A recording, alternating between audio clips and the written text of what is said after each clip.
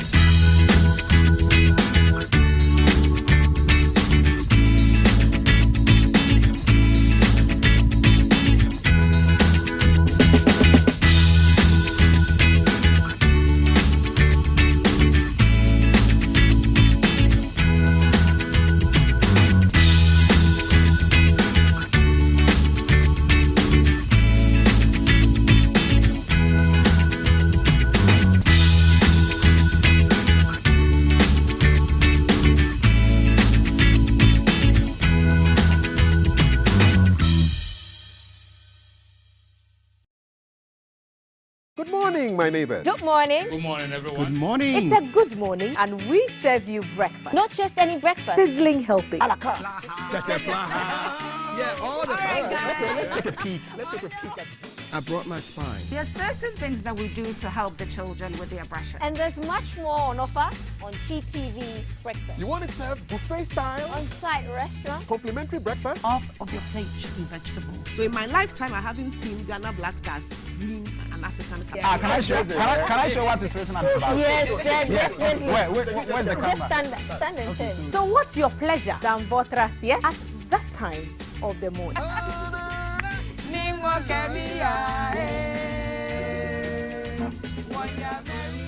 So never skip breakfast. On GTV Breakfast. From Monday to Friday at 6 a.m. We've got you covered with a trusted team.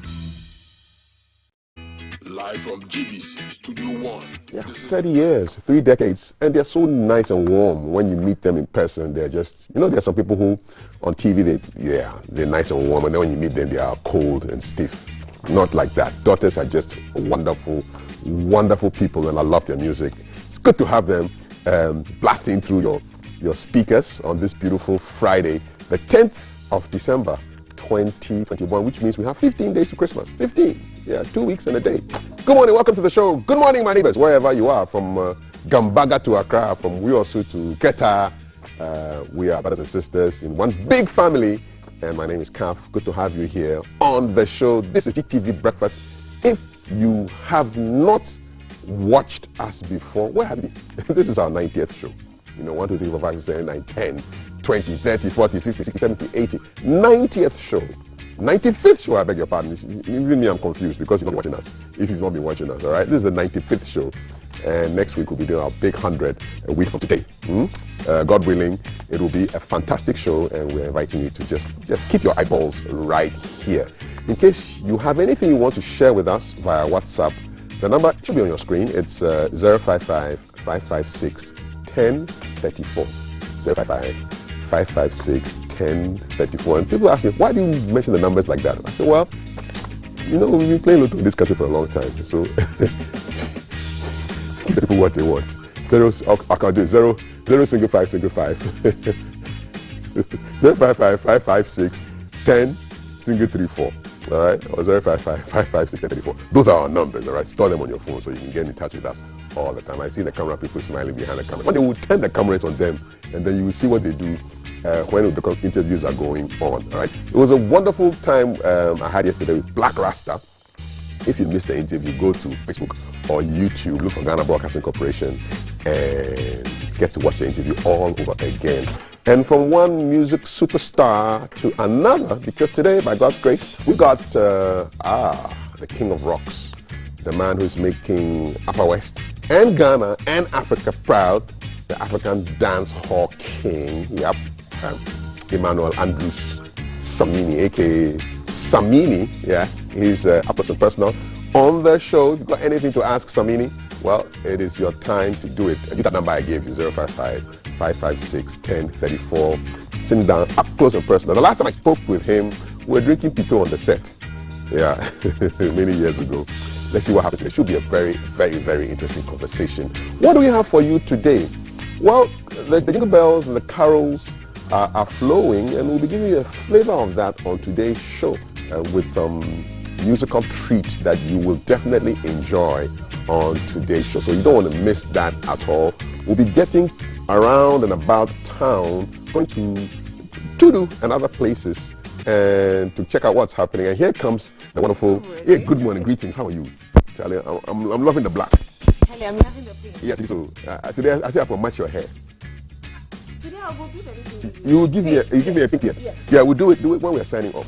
Sure. Yeah, around 9:25. Watch out, she's going to give me a pink beard today. Because I've always been wondering, how come women can come to work in a green dress and you see green highlights? A yellow dress, you see yellow highlights. Red dress, you see red highlights. How about the men? Can we also change our face? And she says she's going to spray my beard. She asked me, what am I wearing today? I said, I'm wearing pink. So watch out, 9:25. Is that going to be hot pink? Hot pink. I want hot pink. I'm going to have a hot pink beard. Catch the beard. Okay, good. So it's good, there. yes, it's there. Okay, so 9:25, make a date with us. What do we have today? So today we are keeping an eye at something that's because we are not sure yet if you will let us keep an eye on. I can't say for you guys to do, but we're keeping an eye on something somewhere. Keeping an eye at Tudu. Okay. We're looking at Tudu, and then we are looking at consumer behavior. Okay. You know, we've been doing it, we've been serializing and went to different parts of Accra. So today we are doing it at Tudu. So you're going to shop at Tudu, and you have the shop there. Anything, let us know what it looks like, what Christmas is like for you. Are you getting into the Christmas season yet? Are you feeling the vibes? Are you like me who thinks that this Christmas year, Charlie will all stay in the house? Stuff like that's what to look forward to. We're going to be discussing something on online payments. Okay, good. And scamming. Not good. Scams not good. Yes. Online payment good. Scams not good. Online payment good. Scams not good. Online payment this time, Charlie, 1.7. 1.7. I didn't want to say that. You don't come yet. Keeping an eye on the motorway, the Accra motorway. If you're an ardent user of that, you should know that by now we have slums springing up across. Some way. Making the motorway look. It's not just slums. Yeah. Like sometimes you can see huge piles of filth. And so we're going to be looking and keeping an eye on that. And then also, did you tell them who you are speaking to? Yes, true. I gave them the which of his songs do you like? Yes, that's a good one. That's a good one. Very energetic song. Yeah. And then also we'll be going to the theaters. There's an emergency wedding at the theaters. We'll be speaking to playwright Kopnansa, and he'll be telling us why there's an emergency wedding at the National Theatre. Also, the hashtag to follow is GTV Breakfast, because guess what? We are live on Facebook. We are live on YouTube as the Ghana Broadcasting Corporation. We're interactive on Twitter as the GBC Ghana, and Instagram as GBC Online. The hashtag to follow is GTV Breakfast. So, yes, I'm looking at what I'm wearing. This is Harry Stitch. I'm looking at the colors and I'm thinking, it be me this, because when I was a bachelor, I had only 2 colors in my wardrobe. 2 colors, blue and white. All my shirts were either blue or white. And then my wife said, yeah, I like colors. And I'm thinking, I'm never going to be seeing myself wearing a pink outfit or an orange outfit or a jade outfit. Look at me now in pink. You know, pink and shades of pink, actually. And all of my socks were black. I have happy socks. No, I have happy socks. My father used to wear black socks and brown socks, and that was it. Now I'm also wearing all kinds of colors, man. But it's good. It's fine. Progress. It's good. It's good. Listen, Dr. Kofi Osei has a beautiful message for us. It's a wisdom nugget. What's he talking about? It says living with purpose. Yes, living with purpose. Good morning, my neighbors, our neighbors. Welcome to the show. Check it out. It's a good morning to you. Always very exciting and very humbling for me to bring you the wisdom nugget for the day. I'm serving you the wisdom nugget for the day to spice up your day, to spice up your week, and to spice up your year. And of course, to spice up your entire life. And today, I want to talk about living with purpose. It's very important that you and I live life with a strong sense of purpose. If we're going to live a meaningful life, it's only going to be because we are living with purpose. Purpose is the reason why a thing was made. Purpose is the reason why something exists. And of course, you and I exist with a purpose. The scientist tells us that before we came into this world, or before we were born, when dad and mom met, hundreds of millions of sperm cells were released by dad in order for one of them to fertilize the egg of your mom for you to become a baby. You know what? It means that before you were born, you were a winner already. You should never sit down and feel like you've lost everything in life. Even before you were born, there were hundreds of millions of human beings who wanted to come into the world. And guess who entered the world? It was you. You won. And so you're not here by accident. You are here by design. There's a reason why you are here. And it's so important that you discover that purpose. Where purpose is not known, abuse is inevitable. When you don't know why you exist, or when people don't know why something exists, they tend to abuse that specific thing. I heard something many years ago in the eastern region of Ghana that in those times, diamonds were so common that kids used to play chaskele and used to play, some sort of soccer with those stones, precious stones. Why? They didn't know the purpose of those gems. And many people are playing all kinds of games with their lives just because they don't know the purpose and the reason why they're here. I heard another one about a little girl who was asked by an elderly person, what would you do with your life if you know that you will not amount to anything? And the lady said, I will live my life anyway, anyhow. If I know that my life will not amount to anything, I will live my life anyway, anyhow. And then again, the same gentleman asked the lady, how will you live your life if you know that one day your decisions will affect the whole world? And she said, then I'm going to live my life thoughtfully and carefully. And this person was Queen Elizabeth. This young girl one day became one of the most influential people that ever lived. You know, when you know that your life is going to amount to something, when you know there is a reason why you're here, hey, you have a whole different perspective to life. And today I'm here to challenge you as you go through your day, as you start your day, that you discover a sense of purpose for your life if you don't already have it. Now, number one way you're going to find out the sense of purpose for your life is to think about your gifts, your talents, and your passions. Your gifts, your talents, and your passions point you to your purpose. When you look at the giftings of something, when you look at what something can do, it gives you an indication of what a thing is supposed to perform wherever it is located.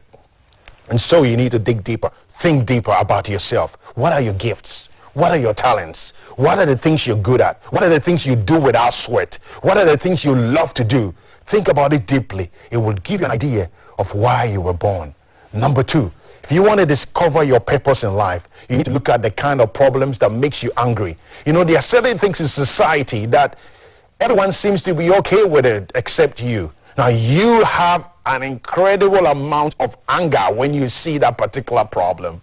When I see problems with the youth, it hurts me. And that is why for many years I've been working with young people and I've run a foundation for the youth. When I think about leadership, when I think about the power of leadership, when I think about how people can develop themselves to have the capacity to lead organizations, to lead families, and to lead nations and corporate institutions, it's such a problem in my heart. And that is why I run a leadership institute.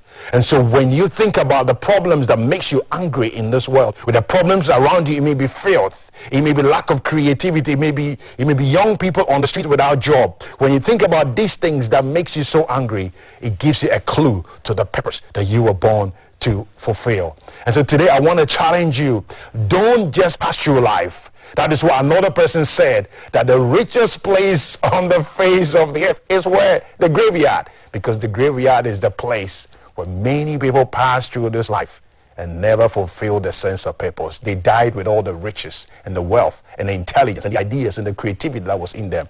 Don't be one of those people. You should live your life purposefully. Live life with a strong sense of purpose. Be passionate about finding your purpose today and then live to fulfill that purpose. Have the best of day, have a purposeful day, and of course have a purposeful life.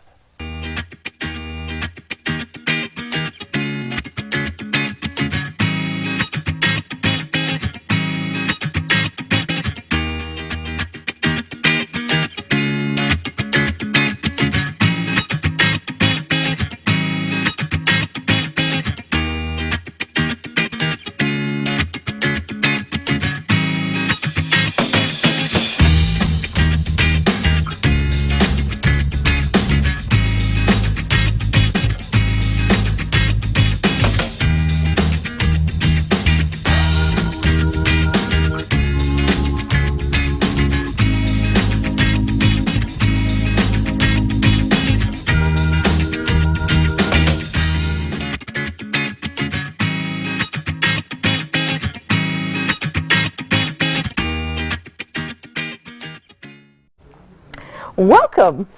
The show is made possible by Awake Purified Water, Adonko Next Level Energy Drink, Shield Acrylic Paint, Lufat, Airtel Tigo, and then Cheesy Pizza. So welcome. And so we're now going to be discussing what's in the trends for you. What's in the trends, we mean social media, all the social media handles, and what people are discussing, and what are your favorite hashtags. So the favorite hashtag for us this morning is Forbes Africa magazine names President Nana Akufo-Addo as African of the Year. Good job, good job. Yes, I'm looking for that magazine. I really want to read the story. You know, beyond the pictures and him taking accolades, I want to read the story. There's a little byline that Nana Akufo-Addo focused on economic transformation. So this is the presentation of the plaque, the gong.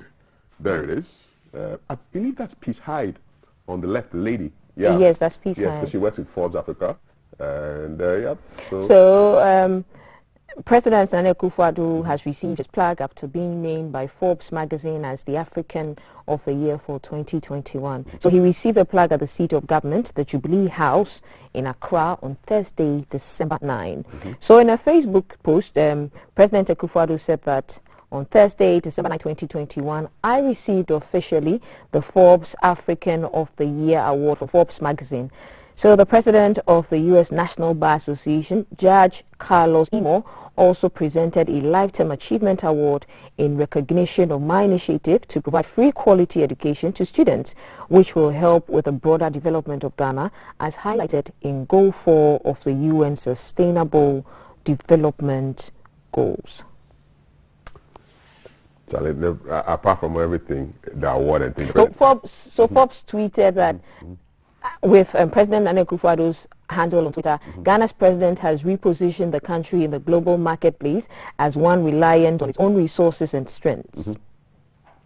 And so that's from Forbes. So that's the trend. I mean, I'm just looking at his glasses, man. I like the blue frames, man. Charlie. Our president has a fashion, a serious fashion sense. Yeah. Some blue frames, man. And so that's good on Ghana, putting Ghana on the world map.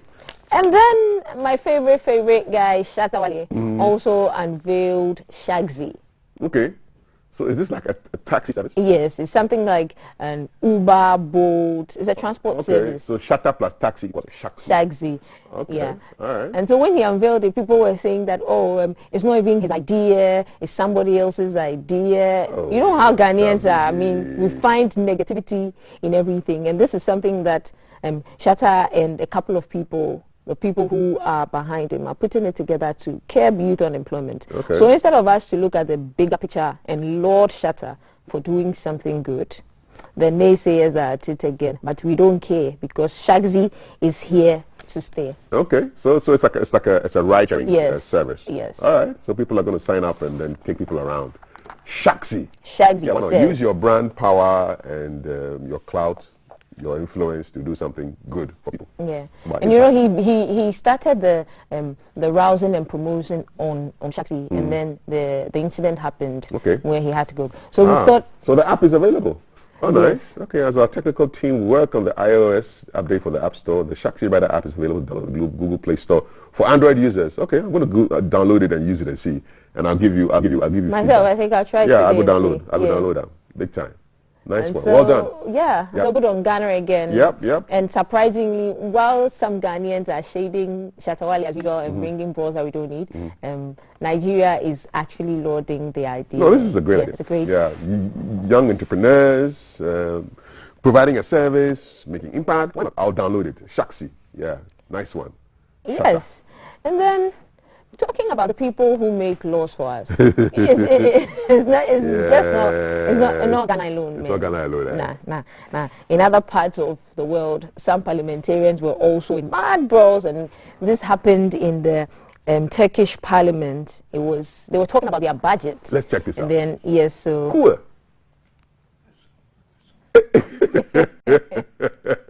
Charlie, Anthony Joshua should be watching this, man. What were they fighting about, man? Some levy or what? apparently budgets. They were discussing the budget, and then boom. It's always guys. So why are they the women there? But why are there always brawls erupting in parliament whenever the budget they start talking about budget? I'm sure if we check their numbers, maybe some very tight kind of parliament, you know, so the numbers are important and emotions are running high. And it's all guys, middle-aged guys fighting. You know, then you're fighting. So an intense, this is a piece on it, says an intense budget debate late Wednesday between Interior Minister Suleiman Soyu and an opposition lawmaker escalated into fisticuffs involving dozens of members pushing and pulling at each other in the chamber. He said, well, he said, look, let me go. You said there was a woman in red. I wish you could bring it back. She just moved her. Look at it. Look at it. Better safe than sorry. I'm off. Social distance is not being respected. Let me get out of here. You know, they're all their masks. Okay, what they have their masks on? So they're socially distanced fighting on. It's not socially distanced. And then you can hear people shouting, "You're lying, you're liar," and so. Look at it. What are you going to do? What are you going to do? What are you going to do at this age? Women are always smart in these things, so they don't get involved. Move away quickly. Yeah, so that's Turkey. Yeah, that's the Turkish parliament. Yeah. We don't want our people to copy this kind of behavior. This is not best practice. This is worst practice. Right. And so today being Friday, we are giving you another opportunity to get yourself a GTV branded mag. And so the question for you to take away the GTV branded mag is, you are in a race. This is a riddle. You are in a race and you pass the person in second place. What place are you in now? Fastest fingers first. To our WhatsApp number 055 55610034. You are in a race and you pass the person in second place. What place are you in now? Fastest fingers first. You get yourself a GTV branded mag. You are in a race and you pass the person in second place. What place are you in now? I can just begin to see the even the people in the studio are working the question out. You know, the crew. But no clues. No, nobody from GBC is going to get GTV branded mag. No. This is strictly for our audience and our viewers. And so the number to send your answer to is our WhatsApp number 055 61034, and that's your opportunity to get yourself a GTV branded mag. Still to come, we are going to be having that conversation on online payment scams. So hey, you need to be by your phone, your TVs, wherever you are. You can call your friends, share our content, share our WhatsApp number, share our social media handles. This is a very, very important conversation, especially with the Yuletide activities setting in. The scammers are going ping, ping, ping, ping. So you need to be careful. That's a conversation to look forward to when we come back after this break. Yes. Live from GBC Studio 1, this is The Breakfast Show.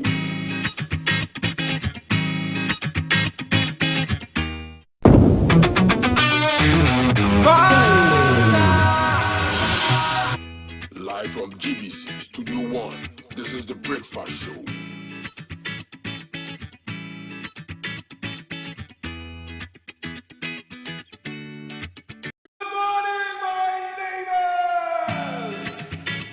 Good morning.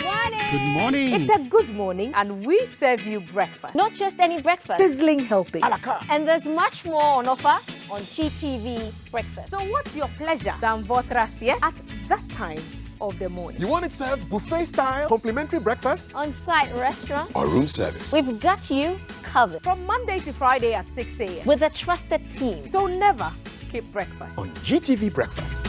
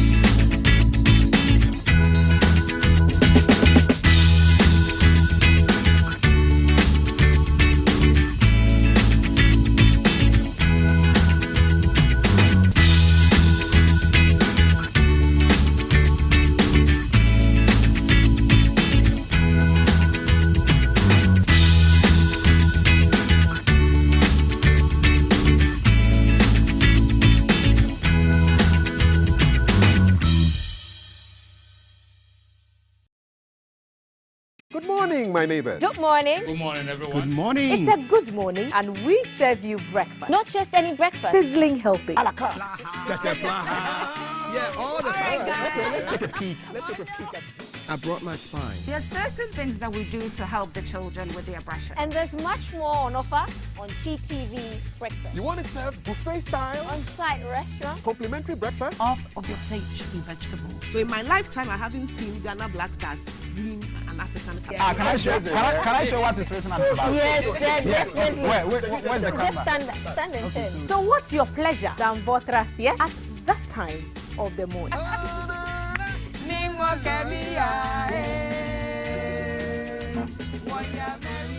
So never skip breakfast. On GTV breakfast. From Monday to Friday at 6 a.m. We've got you covered with a trusted team. Live from GBC Studio 1, this is the Breakfast Show.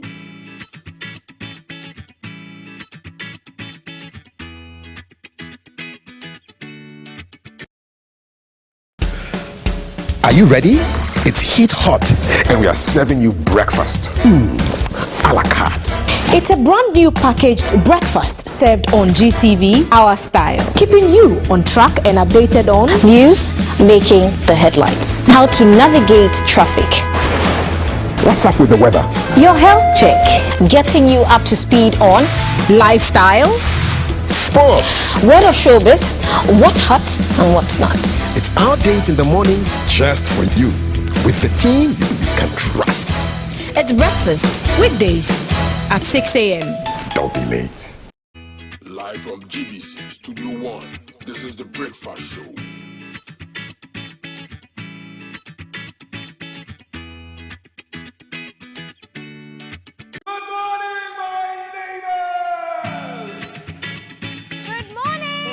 Good morning. It's a good morning, and we serve you breakfast. Not just any breakfast. Sizzling helping. A la carte. And there's much more on offer on GTV breakfast. So what's your pleasure than Votrasie at that time of the morning? You want it served buffet style, complimentary breakfast? On-site restaurant. Or room service. We've got you covered From Monday to Friday at 6 a.m. with a trusted team. So never skip breakfast. On GTV breakfast.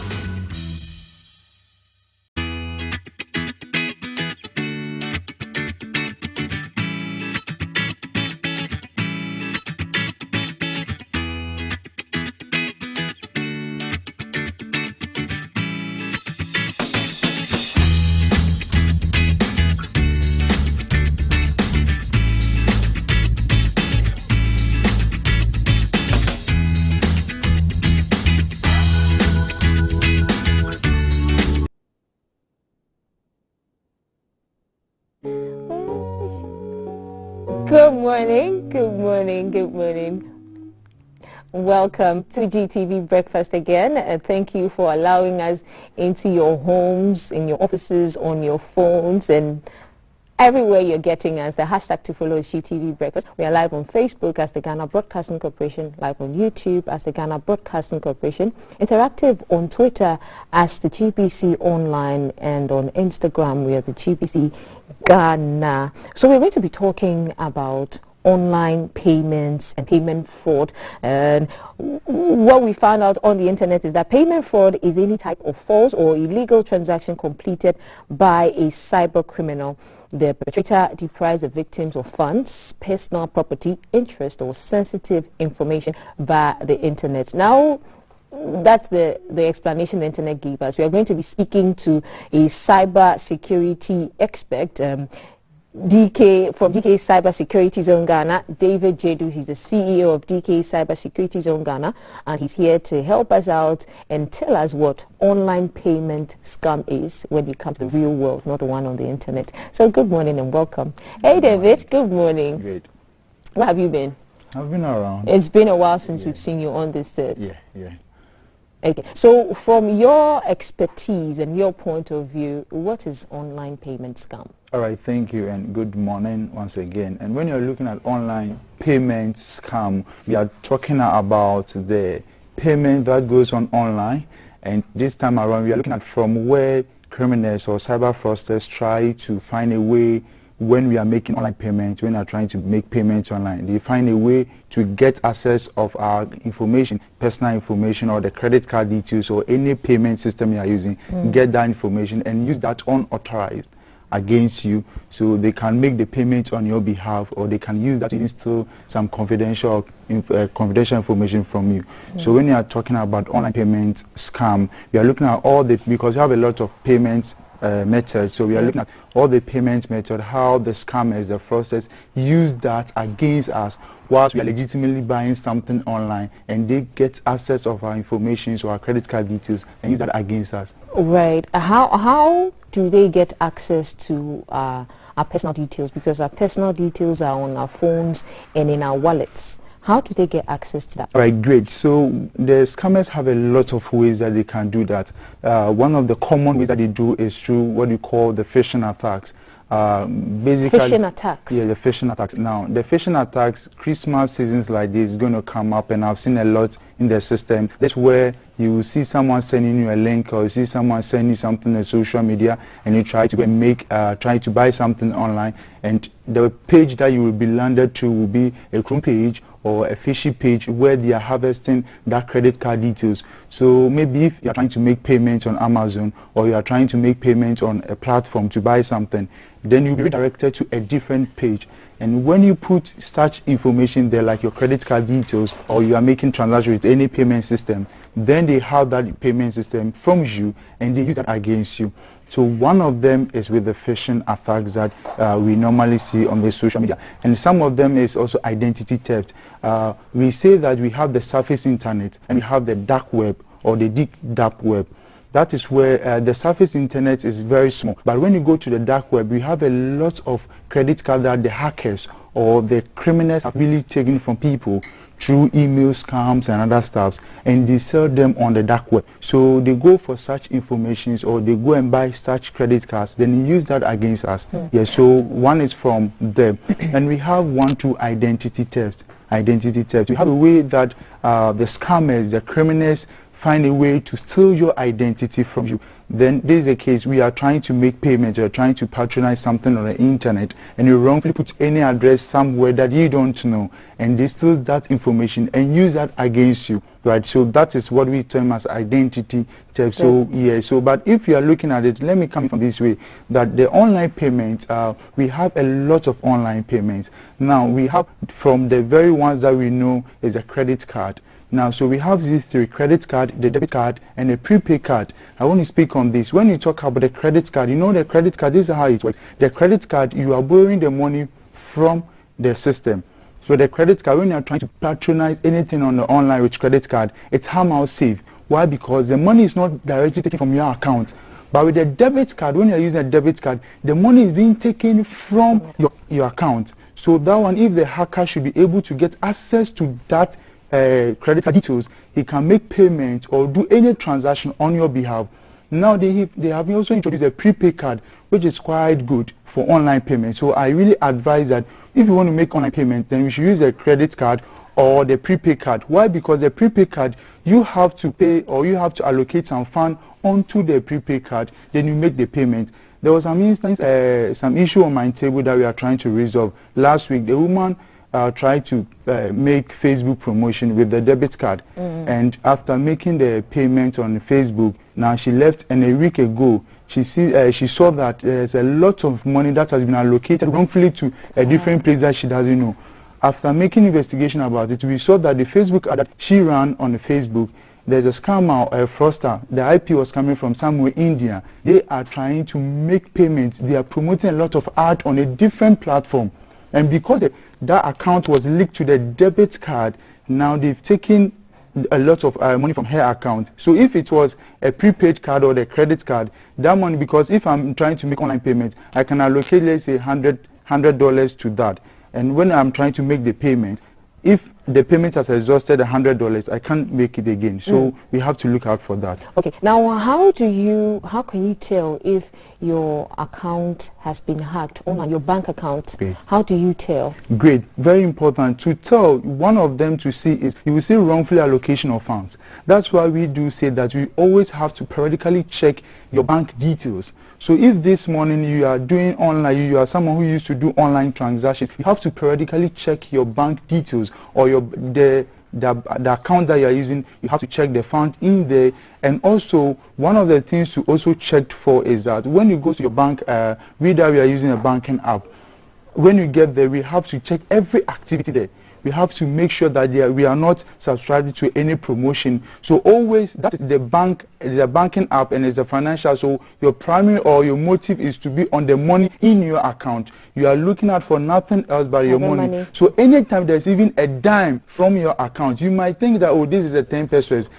Like, I don't want to research about it, I don't want to find out about it. No, you have to go to your bank, find out about it, where that money went to. It might be 10 pesos, but they are just using that as a pivot or a pilot. Tomorrow it might be $100. So we have to be very careful. Let's check every activity in our bank account. So periodic checks on our bank accounts. Periodic checks on our bank accounts. Yeah. Also, because the Yuletide season is almost here, on the social media apps, Instagram, Facebook, like you said, lots of vendors are selling stuff.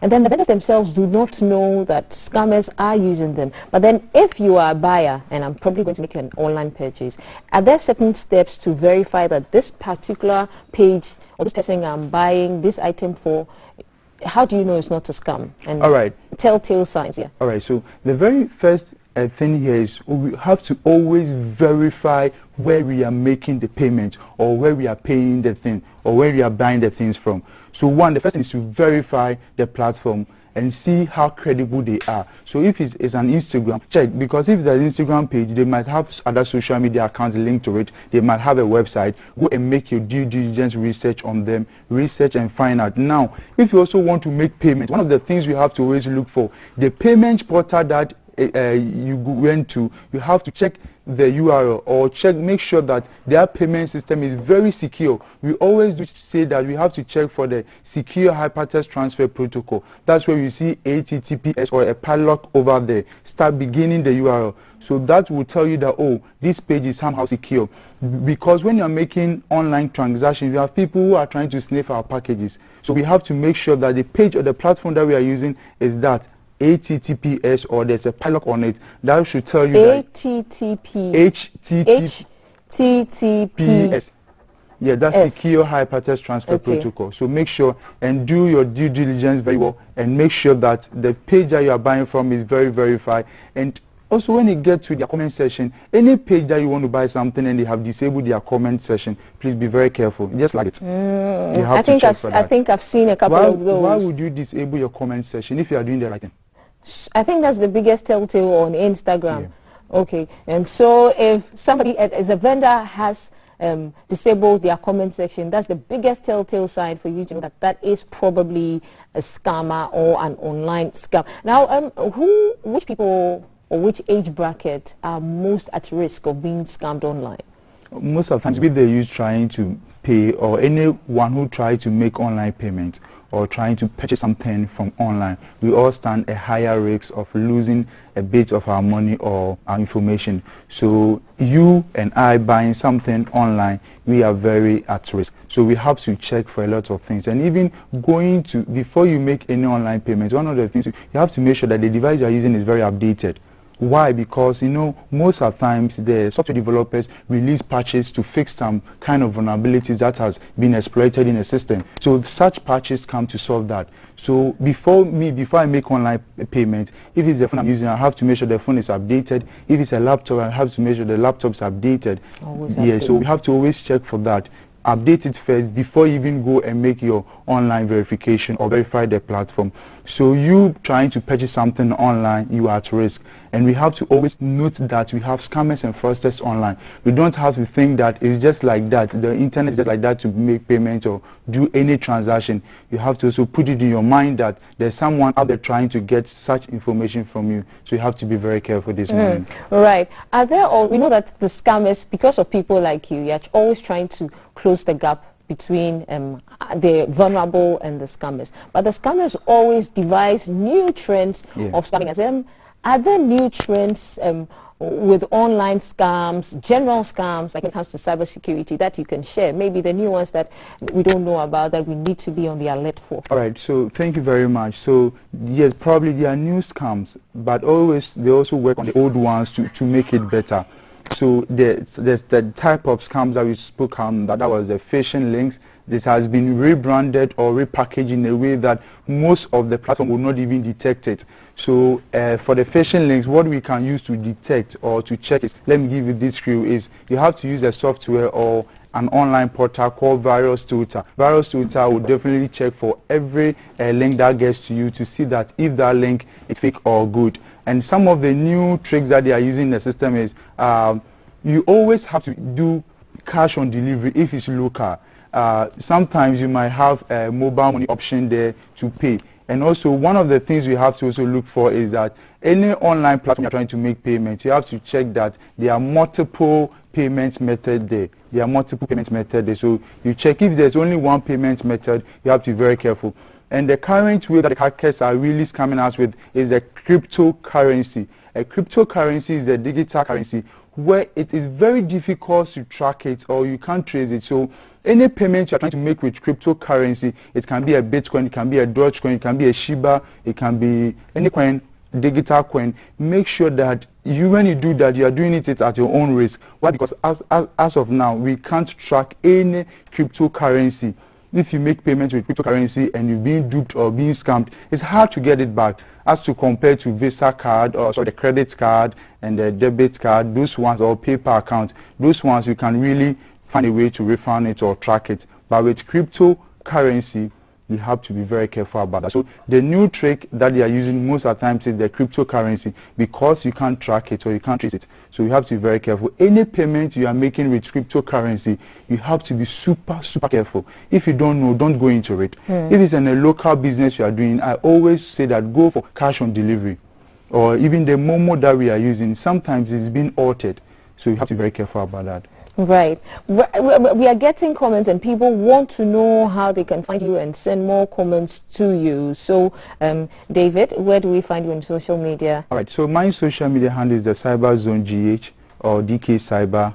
The two, they all work hand in hand. And also my number you can reach out for is 0552 373603.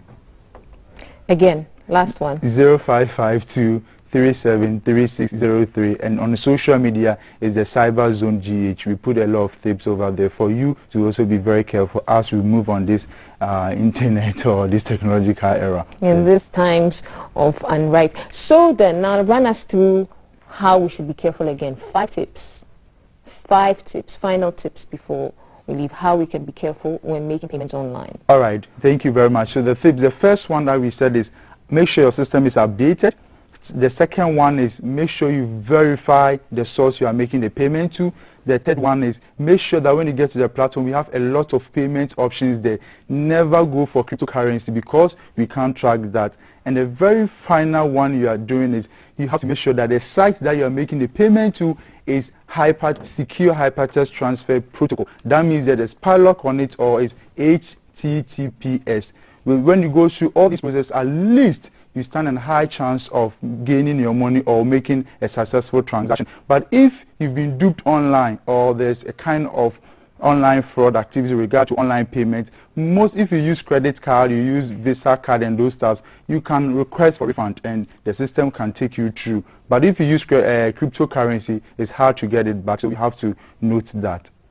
Thank you, David. Welcome. Thank you very much. We've been speaking with David Jedu. He is the CEO of DK Cyber Security Zone in Ghana, and he's been our guest and he's helped us and he's given us tips on how to make online payments safely, tips on how to identify scam pages, and then tips on how to keep safe online when you're making online payments. But the most basic thing is that you need to check your bank accounts and your bank history constantly, and do not make any payments to an Instagram page or a page on Facebook that has disabled their comment section. That should tell you that something smells real fishy.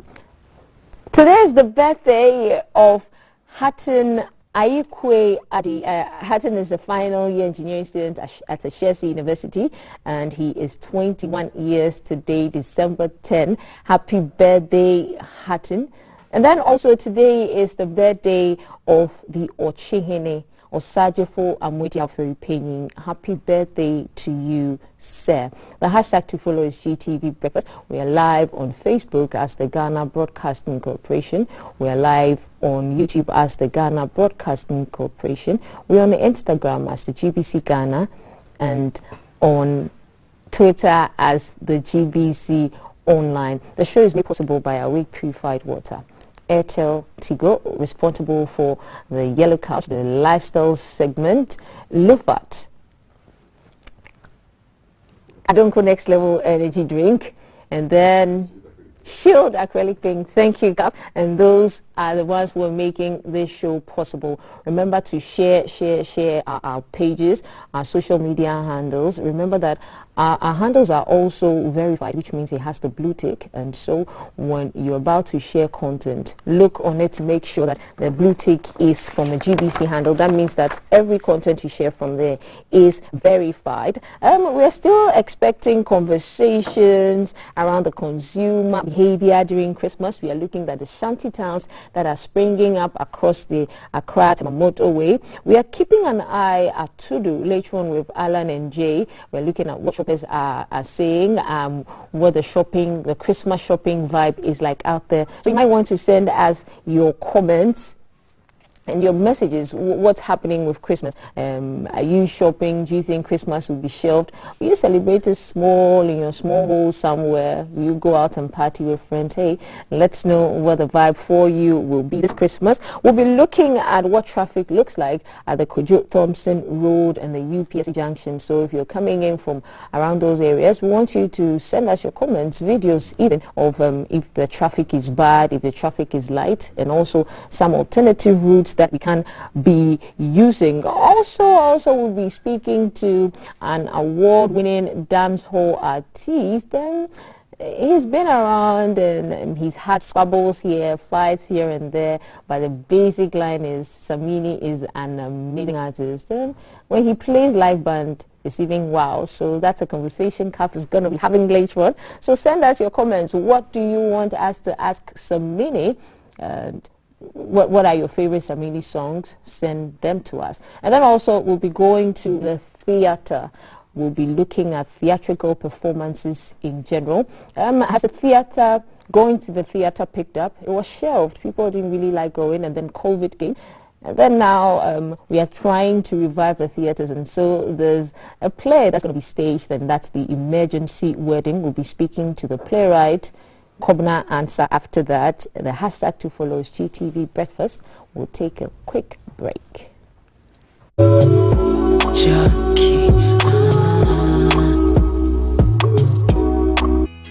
Live from GBC Studio 1, this is the Breakfast Show.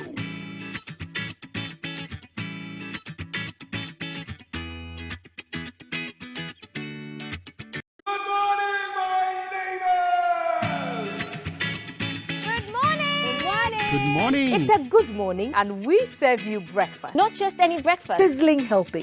And there's much more on offer on GTV Breakfast. So what's your pleasure than Votrasia at that time of the morning? You want it served buffet style, complimentary breakfast? On-site restaurant. Or room service? We've got you covered. From Monday to Friday at 6 a.m. With a trusted team. So never skip breakfast. On GTV Breakfast.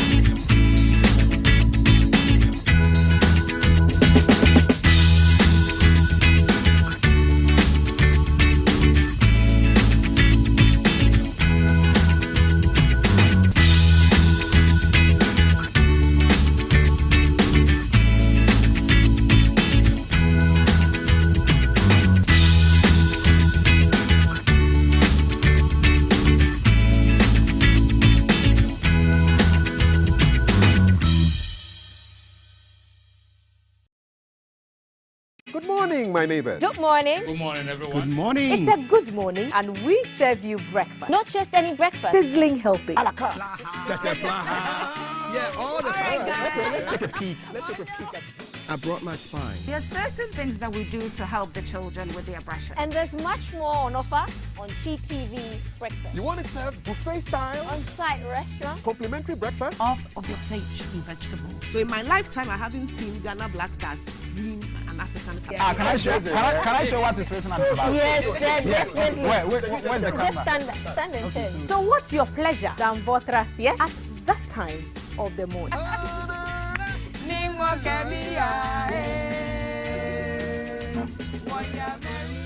So never skip breakfast. On GTV Breakfast. From Monday to Friday at 6 a.m. We've got you covered with a trusted team. Live from GBC Studio 1, this is the Breakfast Show.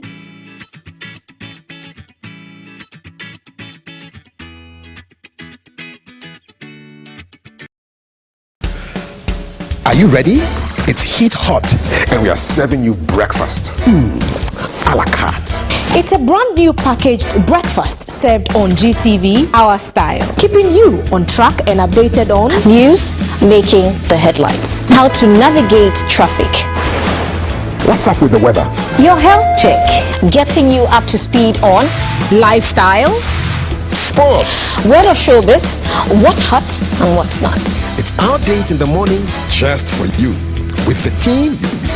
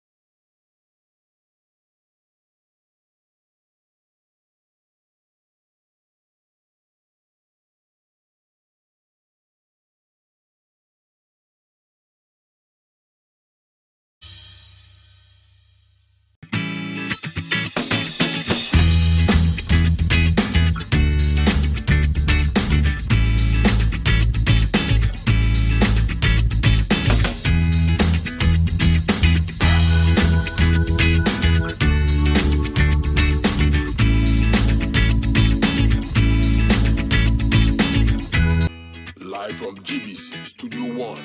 This is the Breakfast Show.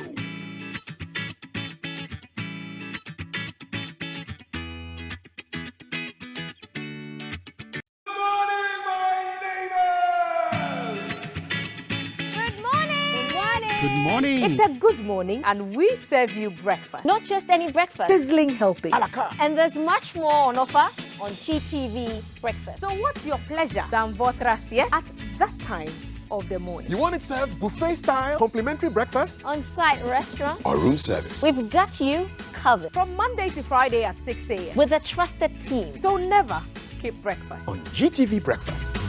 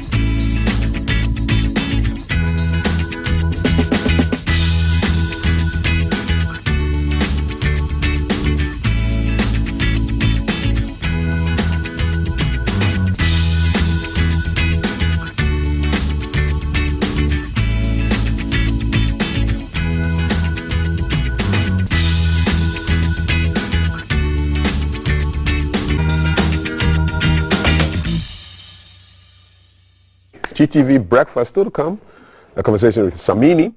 And if there's any questions you want me to ask him, hey, send them to us on 055561034. Samini is up close and personal. We've got conversations on an emergency. Can you imagine an emergency wedding? What circumstances would push you to have an emergency wedding? That's the title of a play that will be hitting the stage in the coming days. And so Valerie will be speaking with Kobdansa, the playwright, on emergency wedding. We'll be checking out Tudu, UPSA, and various locations in Accra to check out the Christmas vibe. So that's something you want to look forward to. But for now, we're diving into the headlines, and I do have with me a communication specialist and a gender advocate, Mercy Catherine Ajabing. Mercy, good to have you here. Good to see you, Alfie. Who calls you Catherine? Close associates. Close associates. Okay, I want to be close associates. You've always been. Okay, so I'm just confirming it. I can also call you Catherine, but for now we'll call you Mercy, because most people know Mercy, right? Yes. Good to have you here on the show. These are the headlines that we will be dealing with. Daily traffic leads with strategies to prevent corruption. Special prosecutor to scrutinize contracts. A public response to call for COVID-19 jab. And Federation of Labour urges minority to oppose e-levy. Ghanaian Times leads with Forbes magazine African of the Year 2021. President presented with plaque. Ishayeso MP reports to police put before court. And migrants are using children to beg for arms and they will be deported, says Mr. Pa. Double-track students excel in WASI. The finder, 2,608 killed in 11 months. Motorcycles alone killed 1,140. That's just over 43%. Government to improve social protection programs benefit PWDs, people living with disabilities, people with disabilities. So those are the couple of headlines. I'm going to dive into the graphic. Yesterday was International Anti-Corruption Day. In fact, the whole week was dedicated to dealing with anti-corruption issues. Yesterday was the actual day. And the special prosecutor, I was wondering yesterday, there's kind of an unearthly silence from his office. And then he came out to say that there are some live cases that are being dealt with. And the special prosecutor, I'll just give you a couple of hints. So the Office of the Special Prosecutor will carry out a risk assessment of all major public contracts, legislation and draft legislation from January next year as one of the key strategies to deal with and prevent corruption. So he wants to avoid toxic deals. And at his first media engagement, the prosecutor talked about a whole host of things, about the commitment to prosecute, about the fact that the OSP has been fortified, and they are basically saying that they are on track. Mercy, I'd love to hear your thoughts on, first of all, the Anti-Corruption Week, the day, and so far what you make of the Special Prosecutor's efforts. Well, I think the Anti-Corruption Day, it's instituted. We need to mark it, not just observe it as a day, but we all know the issues about corruption, how we have complained, and how corruption actually erodes our development and everything. Again, when we look at some of the, let me say, monies, that, I mean, there are various forms, but the monies that go into corruption, they can actually go into a lot of development. You look at education, you look at health, you look at even infrastructure. So it's important that we do celebrate it. However, like all other international days, it shouldn't just be marking the day. We should have something substantive. So for the special prosecutor to say all these things, I think these are part of his either terms of reference or KPI you want to call it. So he's reiterating them. We need to see them happening. We are grateful that we have been informed there are about 31 or 33 high-profile cases. Is it 31 cases alive? 31 cases. That's good. We have been informed. We need to see the end of it. If we eventually prosecute people, are they facing the rigors of the law? And then what? Are they just going to be asked to refund some monies, as we always hear? Then what happens to them? Because if you just oppose it against somebody who was jailed 18 years within the week for stealing 500 Ghana cedis. Wow. Yes, it's on record. It's in the news. A court jailed him 18 years for stealing 500 Ghana cedis. That's outrageous. And so we expect to see, I personally expect to see and hear a lot of action going on to deter others, and all the kinds of corruption that is going on, the very subtle one that looks like others are fronting them. We need to see him really working at it, because he says that the fight against corruption for some 2 years was almost either 2 or 3 years was laid back. So it means that he is going to bring us some revival, some reinvigoration. So I'm looking forward to hearing real convictions and retrievals of monies. Okay, great. Thank you very much, Mercy. We've been joined by Executive Director of the National Interest Movement, a pharmacist as well, Susan Idu Amankwa. Susan, hi, good morning. Hi, good morning. Awesome. So, is the special prosecutor just complaining? Let me quote something to you. He says, and I quote, "Upon my assumption of office on August 5, 2021, as the second Special Prosecutor of the Republic, I noticed that the Office of the Special Prosecutor had not been operationalized and was without its own staff and necessary resources. The fight against corruption had, in effect, been thrown in reverse for 3 years. And I didn't trigger the process to set up and operationalize." I mean, this is some big shade being thrown against his predecessor. Is it necessary? Maybe not publicly. I mean, there are certain persons that he could have complained to, that they can do something about it, and you know, so it may not have been necessary. But you don't know the inside story. It's possible that he's complained to the powers that be, and they have not heard him, or they have not listened, and so he wants to make it public that I'm complaining about it. It is also possible that he could have heard stories that, you know, this office, you know, is slow in doing things, and you know how sometimes people expect miracles, that you get into an office, you wave a magic wand, and things are happening. And so he wanted to probably give them a situational analysis. But doesn't it also depend on how you conduct yourself during your vetting? Because people come to the vetting and they throw about all kinds of wonderful plans that, oh, I will do this if if approved, I had that if approved so many times. If approved, if the committee approves me, I'll do this, I'll do that, and then you become a messianic figure. Yes, yeah. Wave a magic wand and things happen, and then you get on the ground and hey. And you realize that it is not as easy as that. Yeah. You know, apart from the lack of logistics, you have to contend with people's behavior. And I'm sorry to say, the kind of culture that we have here in certain offices, and that is so pervasive. People have a very laissez-faire attitude towards things, you know, and it runs right through a lot of state institutions, you know. So he could also have met that. So he's coming with all sorts of vim and, you know, and then comes and meets that. Take your time. Why you came to meet us here? You know, that kind of thing.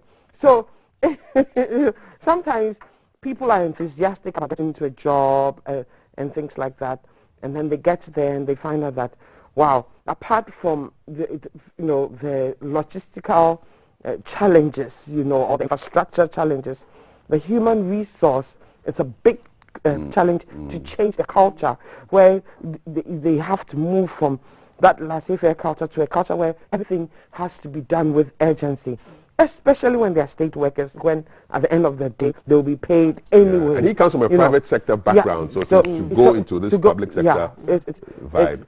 So he probably has to, you know, reorient himself, adjust his attitude, and think about ways and means of motivating them so that they can come to his level of enthusiasm and vim and everything. I don't know whether he had any conversations with his predecessor, but don't you think it may have helped if he had a sit down and say, Chief, you are sitting on the seat. But that should be the norm.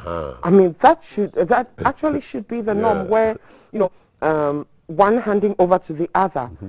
You know, he's not the appointing authority, so his predecessor should bear him no grudges that you've come to for my job. No, that should not be it. So they should be able to sit down. Maybe they did. We don't know. We're assuming that he's complaining because something didn't happen. But they should have sat down and say, look, my friend, Charlie, this place not be easy, and this is how it is. But I think that we heard some of these complaints from his predecessor. Exactly also. So we heard these complaints from his predecessor, same things. And the government that is touting it so much and adding it to their CV, you know, that, hey, we've done this, they should be the ones up and running to ensure that that office is staffed properly. You know, they have a lot of want for certain things that will make them efficient and effective. You get it. So, you know, because his predecessor, I remember he made similar complaints. Yeah. And if the government is not doing anything about it, maybe that's why he went the public route. So things are not always what they seem. On the surface of it, we can say that, yes, he didn't need to have publicly said it. But like I said, since we don't know the backstory, we will take it that he has complained and the government must do something about it. So that we don't come next year with the same complaint. We have the experience, but we don't learn the lesson. This country, we get the experience, and yet we don't learn the lesson. And year after year and after year, same problems. And then we sit down and not do anything. Hopefully, next year, you and I will not be sitting here and having the same conversation. Thank you. Mercy, do you smell another episode from the former special prosecutor with this kind of I wouldn't be surprised at all for to hear or see another confirming or saying that I have been vindicated, because really, just like Susan said, I mean, everything he's saying we have heard, but I see that as strategic.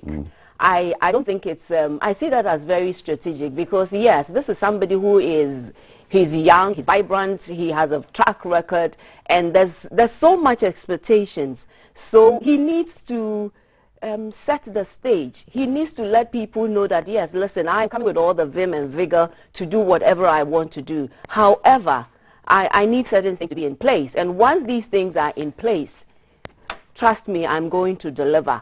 So I want to put in a caveat for you to know that this is what has happened. So he's just giving us the state of affairs, so we know how he, but just like Susan said, I expect him to be creative, innovative, and strategic in getting things done, because at the end of the day, we are looking for the deliverables and the results. We just want deliverables. That's all we want. We just want results.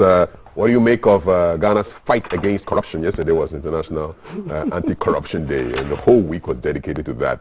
How do you score us? Let us know. 055 556. Susan has given a big negative, minus 80. Minus 80. Do you disagree with the scoring of our ladies here? Let us know. 055 556 1034. Messages are coming in. Ola says, I cannot believe I'm watching GTV Breakfast Show on my phone. Well, you better believe it, buddy. This is the 21st century. Times have changed. We're all about on social media, right? So, but thanks for watching, all right? Okay, great. More stories here. Our friend, E-Levy. I mean, just to think about it. A month ago, nobody knew what, I mean, E-Levy was, what's that, you know? But now it's a big deal. And the Federation of Labour urges the minority to oppose E-Levy. So, in case you don't know, E-Levy is supposed to be taxing transactions at a rate of over the first 100 cedis will be free, and then beyond that, it's at 1.75%. The majority has remained adamant in not touching the E-Levy issue. They want to pass this thing through.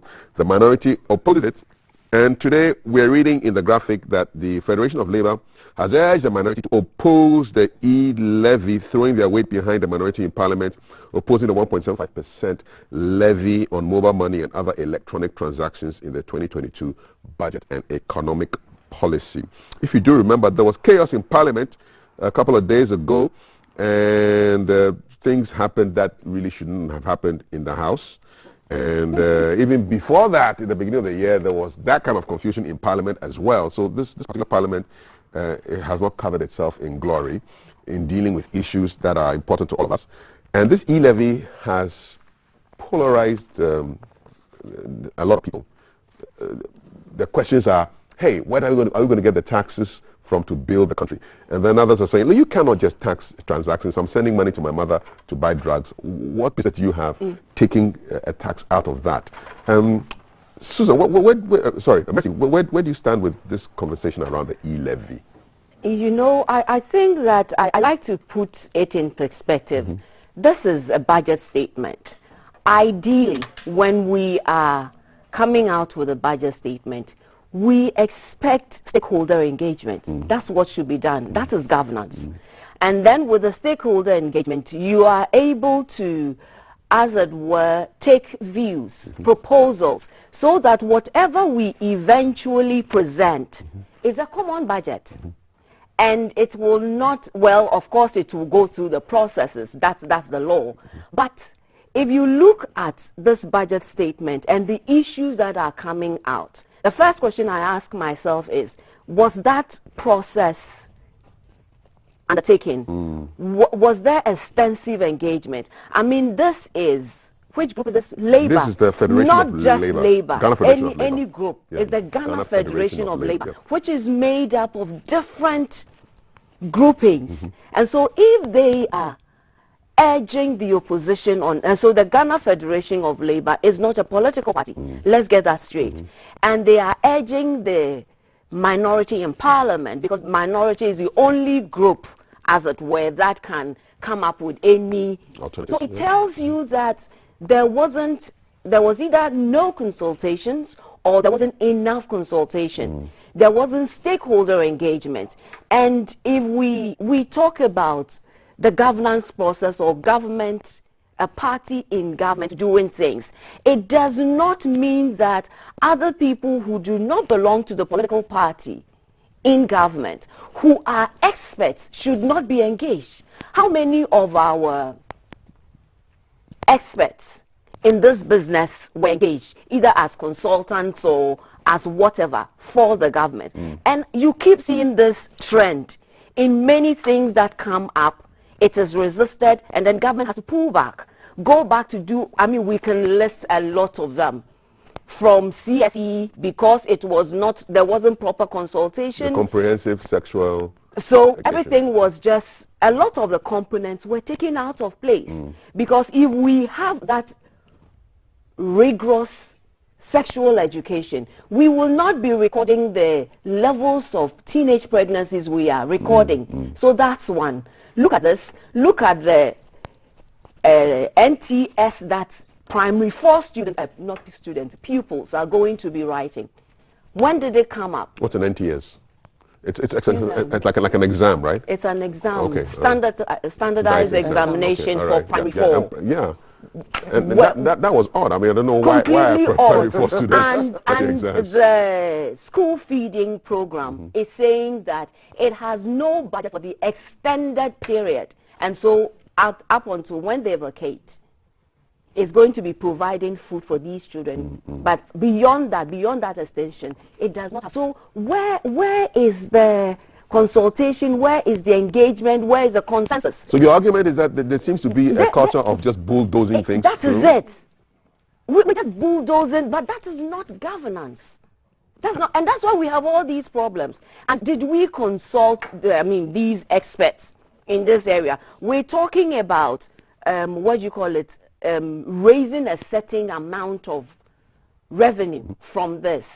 What are those projections? I mean, we made projections for 2019, 2020, and then COVID came in. A lot of things were just out of place. What kind of projections have we made? Have we taken time to look at other countries like Uganda, Cote d'Ivoire, who have tried implementing this? What lessons? Susan said we have so many experiences, but we don't learn. And unfortunately, this is what is happening. And that's why there's a lot of argument. Now, with this e-levy, we are told about the costs, is it? Yes. And how much we're going to rake in. Yes, around. I mean, the telcos are already existing. So what is that cost component going to take care of? Yeah, the 242 the million. gifts, what is gifts doing? What is gifts doing? Practically, if you are talking about any such payment, if I'm making any transaction, whichever telco I am using, yes, there is money. But that money doesn't sit with the telco. It sits with the banks. Unless I am wrong. It sits with the banks. And they are there. They know everything that goes on. So what is that cost component going to take care of? The 242 million. We need explanations. They want to make sure that the money will be collected. We need all the... By who? For what? What is gifts doing? And these are the questions. Too many questions. Too many questions. Let me bring in... So does the majority... Is the majority aware that the numbers are not of old, where you could just pass things through?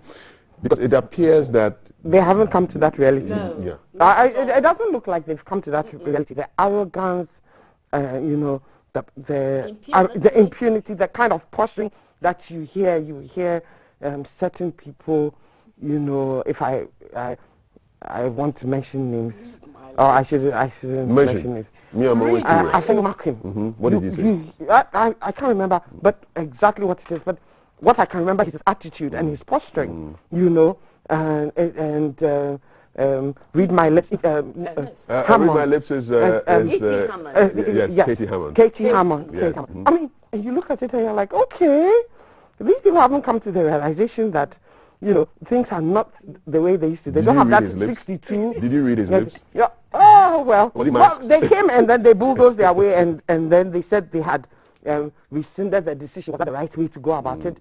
We are still in a place where we don't know whether that was the right place about it. Possibly they were setting the tone so that we would know that somebody can be the speaker and then vote. Because it was probably setting that kind of agenda. That you people think that, it's going to be 137 when the speaker is away. It's going to be 138 because whoever takes in, because the two people, they are all MPP inclined. So whoever takes over, whether it is me or it is the second deputy speaker, we are still going to vote that way. They wanted to send that message across. We need to test it and actually see whether that is the right way to go. And so that it doesn't happen again. I think that they haven't realized that come 4 years, many more of them can still lose their seat, and then they can become a minority. It hasn't really dawned on them. You know, they go about thinking that, oh, we are going to break that 8-year cycle. But we will see. I mean, as for, 2020, it will come. As sure as night follows, it will come. But the E-level, the E-levy, I am a scientist, so I'm hesitant about saying things in generality. But if you listen to people, at least if you listen to people on the ground, they don't think it's something they want to be paying. But human beings generally don't like to pay taxes. No, we don't like to pay tax. Nobody likes to pay tax. But you make life in such a way that people are willing to pay tax. One of the Scandinavian countries, they asked them, should we, I think it was Finland or something, they asked, should we increase your tax, or you'd like to be paying your hospital bills and things like that? They chose to increase their tax so that they can have free health and free education, etc. Because they see their money working for them. What we see is our money working for V8s who will scratch our cars and go away and do all sorts of things. What we see is prolificate spending. You understand? We don't see our money working for us. So when you say that you are taxing us, as much as we don't like tax, it is only because we don't see it. You know, somebody will say, the roads, if you don't see the roads, you are a witch. Really? You should come and see my roads to my house. Who said that? Oh, that's the Minister for Roads, and this is say that the roads, we've done it. If you don't see the roads, then you too, you'll be flying on a broomstick. Oh, wow. Yeah, I mean, that kind of talk, you understand? That kind of talk, and to say that if you don't see the good that this government has done, then should it just be regarded as political talk, or it goes beyond? No, it pains us. It pains us. It shouldn't be regarded as political talk. You understand? If you tell me that you see, not all of us are in opposition. That anything you do is wrong, but we are Ghanaians, and we live here, and we feel it. So when you come and we say that this and this, you don't have to throw it away and say that, yes, you must belong to the opposition. You have to take it to heart and work towards it, because even one dissatisfied person in this kind of era where one vote counts, you understand, you have to take it into consideration and not take it that I'm just making noise because I'm in opposition. Look, when Mercy was talking, I was just thinking the same thing. I said, look, the E-levy, before they decided to roll this out, did they consult psychologists? They have social psychologists who, looking at the psyche of the people. Did they, or sociologists too, did they have those people in the Ministry of Finance who, do a survey and put feelers out to see that how would the people do it? It's possible that they do it, but of course you can have the politicians also bulldoze it and throw it aside that we are going to do this anyway, whether you brought a report to say that the people will rise up against it or something. Because if they actually had, they probably would have introduced it at 0.05. The next time it goes to 0.1, and then goes to, you understand, gradually, such that we don't feel it. Because you want us to get some bitter medicine, and you want to pour it down our throats. We will throw it up in your face. You understand? And all over you. But maybe if you gave it to us a piecemeal, little by little, we will say, oh, okay, we'll take this, and then you can move and progressively do it. No, you want us to pay for your incompetence in collecting taxes. I mean, how can you come and tell me that there are 60,000 people and 60,000 professionals who are making noise about the E-level who don't pay tax? If you can put a definite figure of 60,000 professionals, then you should take the money from there. Yes. So you must punish me. Because look, if I send my mother in the village, I send her a Momo, and she needs to pay her hospital bill and to pay little bills. So I send her 2,000.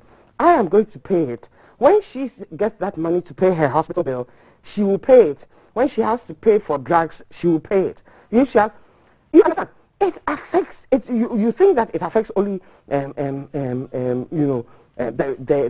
giver, but my poor mother in the village, when she is giving and distributing it out for her bills, you should change her. What would be the alternative to the E-levy? Nothing.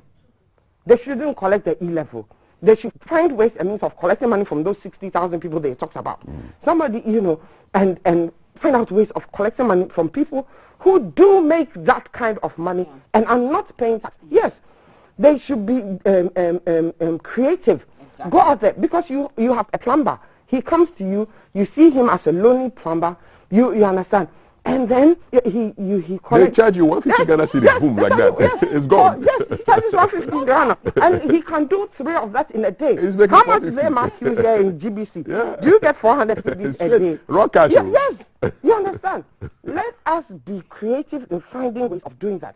Instead of punishing everybody, you get it. Let us go out of our way to think it through.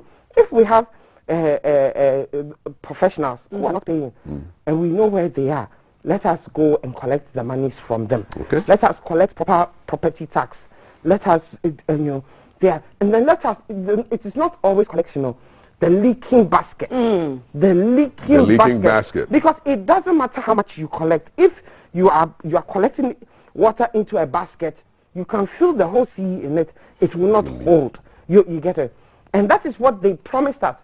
Because they promised that they will cut down the wastage. Have they? I mean, really, you know. And somebody will say, "It's Momo. So if you don't do Momo, you don't pay." So I should say that income tax is income. So I don't work so that I don't pay income tax. I mean, that statement riled you, eh? Yeah, no. That was outrageous. No, but it was an outrageous question. It is that kind of arrogance. But he says he didn't say that. Oh, he's been misquoted. Oh, really? Oh, please. We heard him. This is my MPO. This is my MP. He said this. We heard him. You need him to apologize. Yeah, no, we don't want his apology because it will be fake. We don't want his apology. He's fake. It will be fake. It is just fake. We are tired of the fakeness in this country, honestly. Mercy and Susan spitting fire, flinging fire, as Black Rasta would say. This morning, the 10th of December, 2021, do you have alternative views? Do you think they are too radical? And do you think the EW should actually come and help build the roads? Let us know, 055-556-1034. Quick message before I go over to Valerie. Who at all bewitched me to divert my attention from GTV Breakfast Show? I used to appear here as a panelist when Gitianti was here. Congratulations to everybody at GTV for the fantastic innovation, development, progress, and prosperity. Ola Mangote. Nobody bewitched you. You're just home. And talking of being at home, Valerie is definitely at home, and she's here to tell us what she's keeping an eye on this morning, and then we'll come back to Mercy and Susan. Valerie, take it away. Thank you. I'm keeping an eye around Tudu. I'm with my guy Alan. He's on the ground.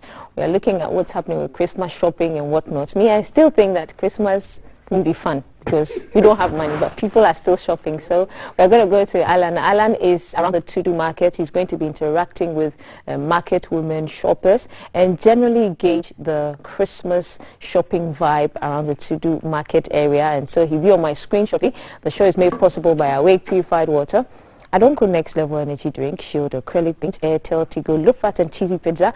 Alan is on my screen now, and he's coming to us, I believe, from the Tudu station or the market area. Good morning, Alan. He looks lost. Good morning, Alan. What's happening?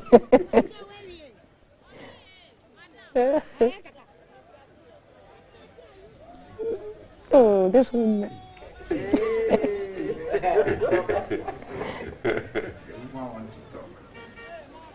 Alrighty, he said so. Yeah. She wants to talk. We'll get back to Alan. There he is. Alan. This is Keep an Eye, and we are, as we started from a few days ago, we're gauging up to what shoppers and sellers' behavior is as we build up to Christmas. It's indeed 15 days to Christmas, and how best to know how people are building up or gearing up, preparing themselves for Christmas. Indeed, we spoke to some shoppers yesterday, and we're back again on the market speaking to sellers and buyers. And what we want to understand is how they're building up to Christmas. And so at this point, let me bring viewers to a few things around us. where we are currently, if you know your way around Accra very well, the Kojo Thompson Road comes off the Rollins Park and stretches all the way to parts of Adabraka. So it cuts across parts of Tudu, which is the actual heart of the Accra Central Business District. Around us, you will see a few market stores, not just a few, but lots and lots and lots of them. Market stores out on the street, some on the sidewalk, all the pavements if you like. And there is a good feel of happiness or excitement on the part of both buyers and sellers, because some are getting very good bargains and some are also haggling their way through whatever prices they're confronted with in order to get what they want. I'm going to be speaking to a few sellers who sell out here on the street. One is just joining me. Mami Pacha Marching. Yeah, Papa. Me Pacha Pomu to say. Aka nafua dunumbi na ya dibronya. Bronya jomu to say. Enya kra. Oh. Ya ba na police for abachi ya no maji 6 million. Any 6 million ya sramo. MPP abai na ya srewo ya sada ya sayam. Munya nyanton ade. Police for no mu gu abai na ni ma se. Emma ya betu ya school fees ya ya ma to BC ya so ya be mesha ya ma ko school. Ya sramu ya ni 6 million de mamo. Munya ya to ade police for aba oni police for ne nkasa. Ya sramu aka na oche mi ensa pe ya sramu. Munya yo na ma ne ya to ade nya bi sha kola na MPP aban police for gu mo ni ma se. Mame ya naka mepe ne se MPP aban ana ne abna be na ne ba ni so emefi mu ni ehwe se oni amuni amu didwa no se wodi ye mfa to a efiri sa abire ya ekosi se ye bedi bronya no eda ne ne amohwe kwan se ye kwan se edwane be komu be gya na enipa bedwom na edwane ma ya hyehyehye because mu gya ye ya ena edwuma ne koso ye to ade ma ye obi abedwom a onsro se mo nja ye obi aba osro se ye be pam ye ntisi akronfo be wia no ba mu gya ye sedwa na e ma dwom ye menyamenya ne ye to ade ma ye sramo na ese emu ye menyamenya nso sa na nka woka no eno na akronfo no nso nya kwan e de on fa mu ntika mo ne modwadifo nhyehye ye na nka apolisifo nso hwe se mo bebo mo ho ban ye sa apolisifo ne na mu no mo bo ye ho ban anka ye pe me da se yes redam pare oya ade pa me da se na mu bo ye ho ban anka ye pa na mo mo ma yan ton ade mami ehwe se menya ofufuro bi so wono nso na then I'm trying to see if I can grab another person who's also going to speak to us and see what's going on. Indeed, you can see there's a good stuff on the market. You have shoes, both kids, boys and girls. You also have a place for Bebromo. A place for Bebromo. Na police for pamoya no mbesesa ha ne nyina ede ko central etinya se ye hyeja ye hyeja edigu na pa ye kakra bia ye hye ni table so omo so omo ma ye hyeja ya so ya ti ase ye hyeja na hwe se ye di bronya wi a school for ye ma ahaya wa ma ye empanifo no aha bebre ahaya no omo ma me mo enti wo hu ya mabo na otwemienu ona hyeja ne nya bi nkwotua ye ma school fees anya sa edi bronya wi a ye ntu ababra. I'm going to see if I can bring on a consumer. Mommy, me pacho, mommy, bear 1 minute here. Me who said what are there? Ejum to say. Ejum de ayadin pa. Ejum yede. Ejum ayadin. Kwala mi man me who said what e masa na buronya e na be yin so. Me wa matre. Enti e omo hu gya na wudi yi. Obi so she bibi. Obi si ade. E sha me mpaboa. Oh, okay. Enti mofra mpaboa say no ya na ne bo na da say. Me pa cha me misa ne bo na be bisa. Sa ene bisa na me hwe say ye de beje o say. Mami. Me pa 35. 35. Mo share 35 cedis.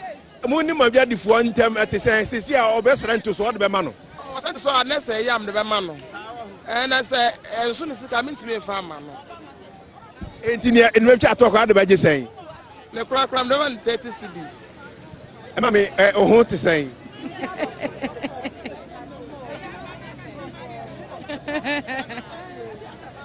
All right, okay. Let me go to another seller. Me patro. Me patro me ton paboa. Bronya ebe ya kan nafu adum na edi bronya idwamu te say. Edwa mo nye kura ni ye hu ni papiti so yento ade yento hwe pabo enti enipa bebre a egu musu nyina no mo ntohe wam ade to ne nye ena ye ha pa ne se yesre nana so ne police fo ne nkasa mayen aha no ma ye ti bronya twempe ye ntena bi na watwe mienu pe omo fa nche yen ne ensu enya bi nkɔhwe ye kunu ne ye ma se wiase na ye yesre nana pa ma me hwehwa wo bi nso a woto ade ebio na me mra me ba ma me hwehwa bi nso a woto ade ebio ma me pacho maache me pacho me maache den na woto me ton paboa hwan paboa na woto me ni pa kro na se me dia no woto ya wo nia wo awo sha na wo de program o school oh nana oh we din fie sen oh 11 years bronya na ebe ntini bronya de nko na woto ana se ne yan omo koya de o school oni koya de o school ntia no na woto amano me dase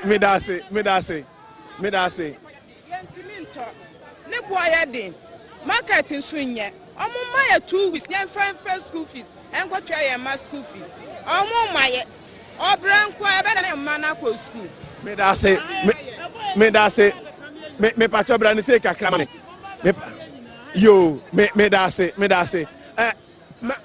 hunu se budi jaw mbato hebe mi di jan kasam le mi ni di kasam lo mu gu ya so kitikiti mi ni di na do ya so ba na na do ya ha ya yes oh mama enye nanado mesra mu madaroma ye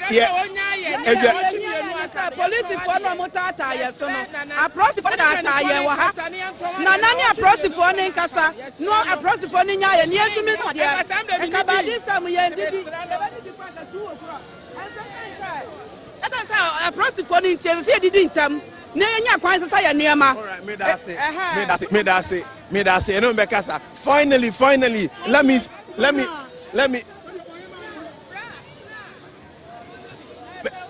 let me finally grab a word with this final auntie me pacho me marching yeah me de me bema me pacho aka nafu adum ni edi bronya o hwe senia amanfo me ba dwom pe nipa tu agudwam bebre omo ade to ene mu ne omo ntam enkita hodie te sei nyame adom bibia ye boko na afi bia ba be so ye ba kwam na omo twa nipa etwam na enso esan se ya do hye ba bi ntran ntino omo twa na so omo twam ko omo nya kwa no mato ya ade ama enti esra ban afi bia na otwemienu na kom ye ba kwam na ya tena se esra ne ensa de ensa yam kotodwo gufam ya nteta ne nchanchen na ya fani bronya ne nwie ye pa ne chi ne wie a na dawro ma yenim de mrate e be sole me dase o mai ni mrazo be hwese obebo mo ho ban saa me na mo se anope se mama ye saa kwanya na ye nimu di enkita ho ete saa atofo nso emra adwam ma ye aka na otwe mienu minim se atofo be ba adwam abeto mo nso ama mo.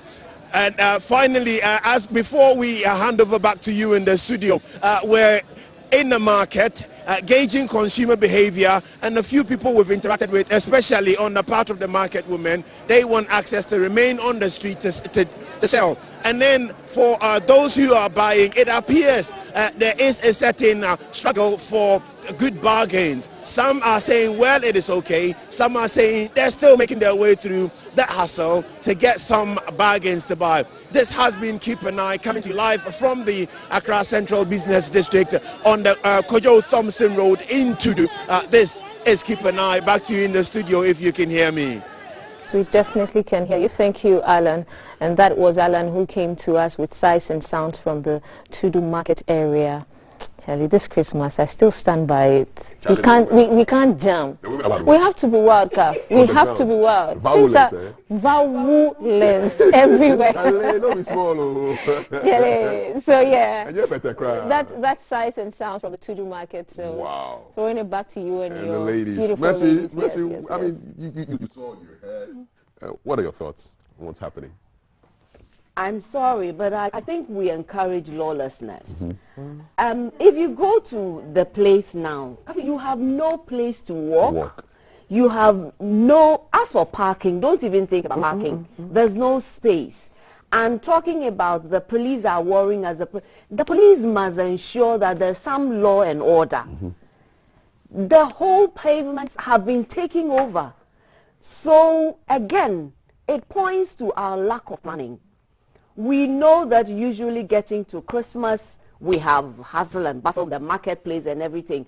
What have we put in place? Have we even designated anything like Christmas markets? If you go to other places, and the minute you mention, they'll tell you that no, they plan. Okay, they plan and they know that maybe on certain days, I mean, there are certain days, like some days you go to some markets, they call it maybe Accra market. And so the vendors are there. And there is law and order. What are we doing? What have we done? We've been in this country, Christmas over Christmas. What has been the plan? We will only hear that, okay, the police will go out, they will be visible and other things. That's fine. But we also need to manage. Didn't we recently do our population and housing census? Indeed. Didn't we have the numbers? So if the numbers have increased, what it means is that spaces are going to shrink. What are we doing towards that? Do we still have town and country planning, the name change or modified? What are we doing? And so we'll still see these things, and the thieves will also be running through and just snatching things.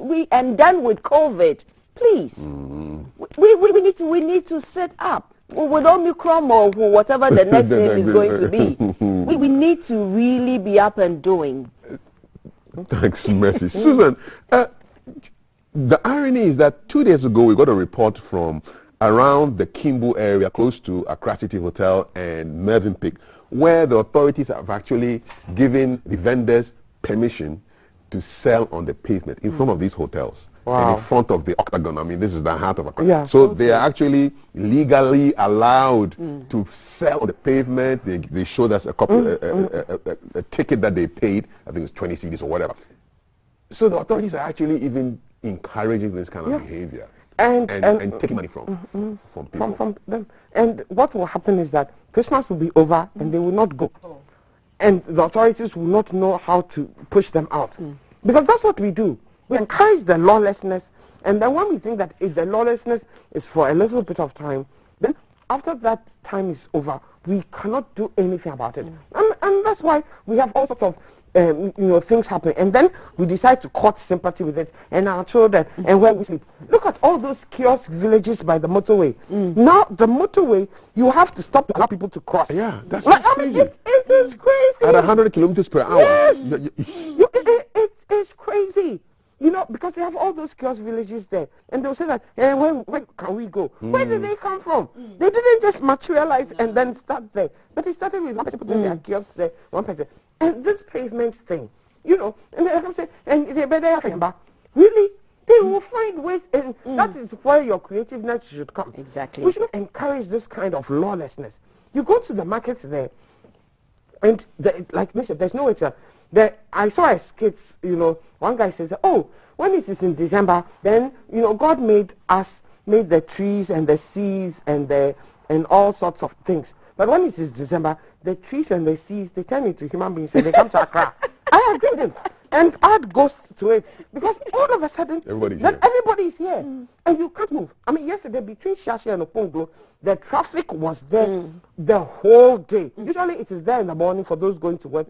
By 10, it is cleared out. Yesterday, as at 5 o'clock when I was leaving work, the traffic was still there.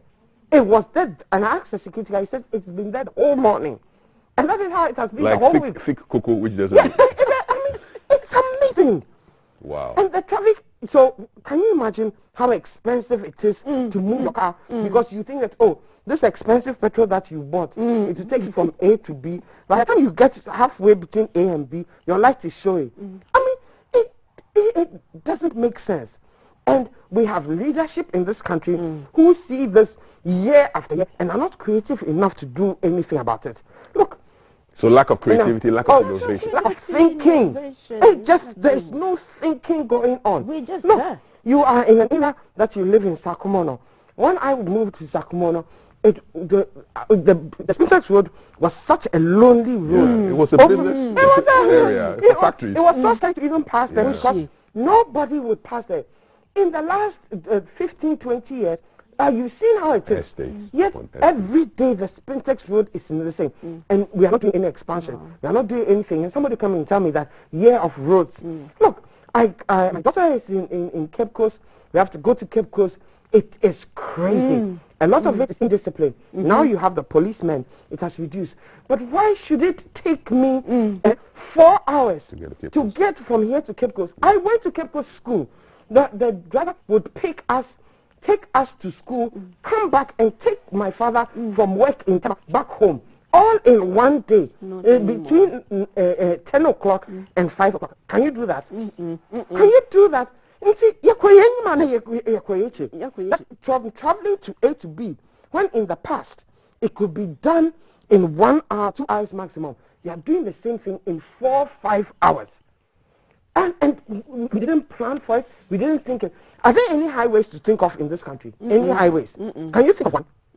Because all highways are passing through towns, and then they are what you call it, speed ramps. Not a single highway in this country. Speed ramps not a single one. Speed ramps on the highway and traveling through towns.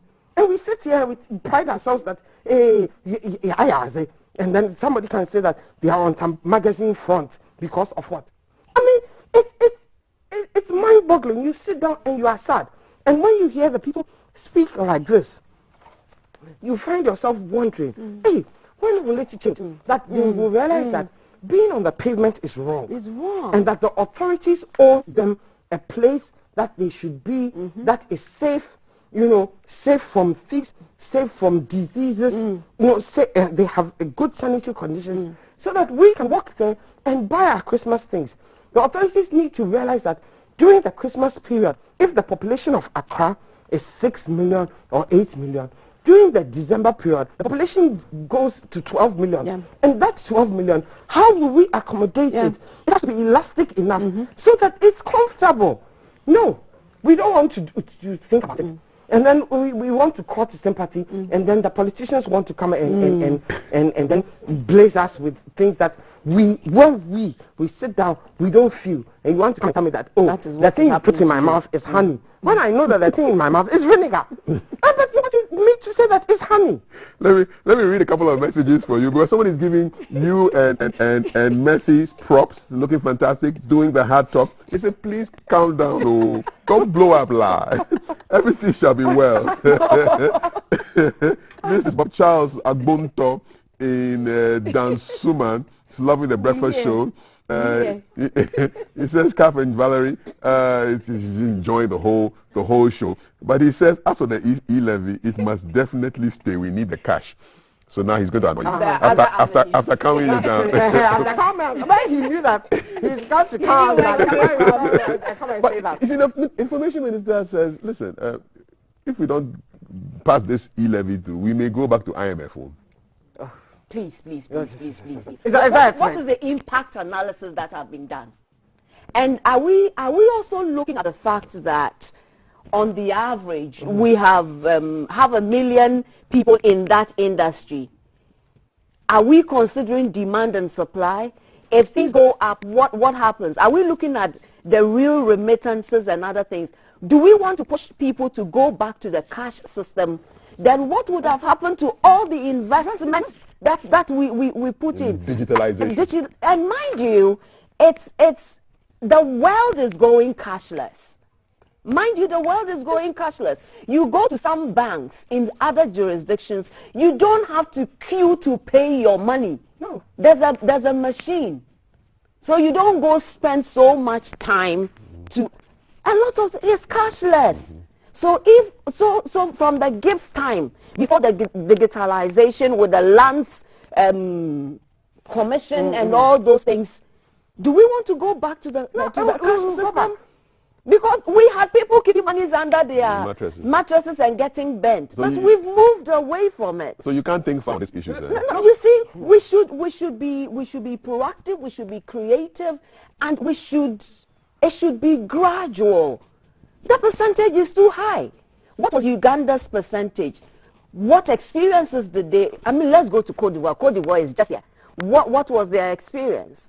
How did they implement it? I mean, Ghana, we are the black star.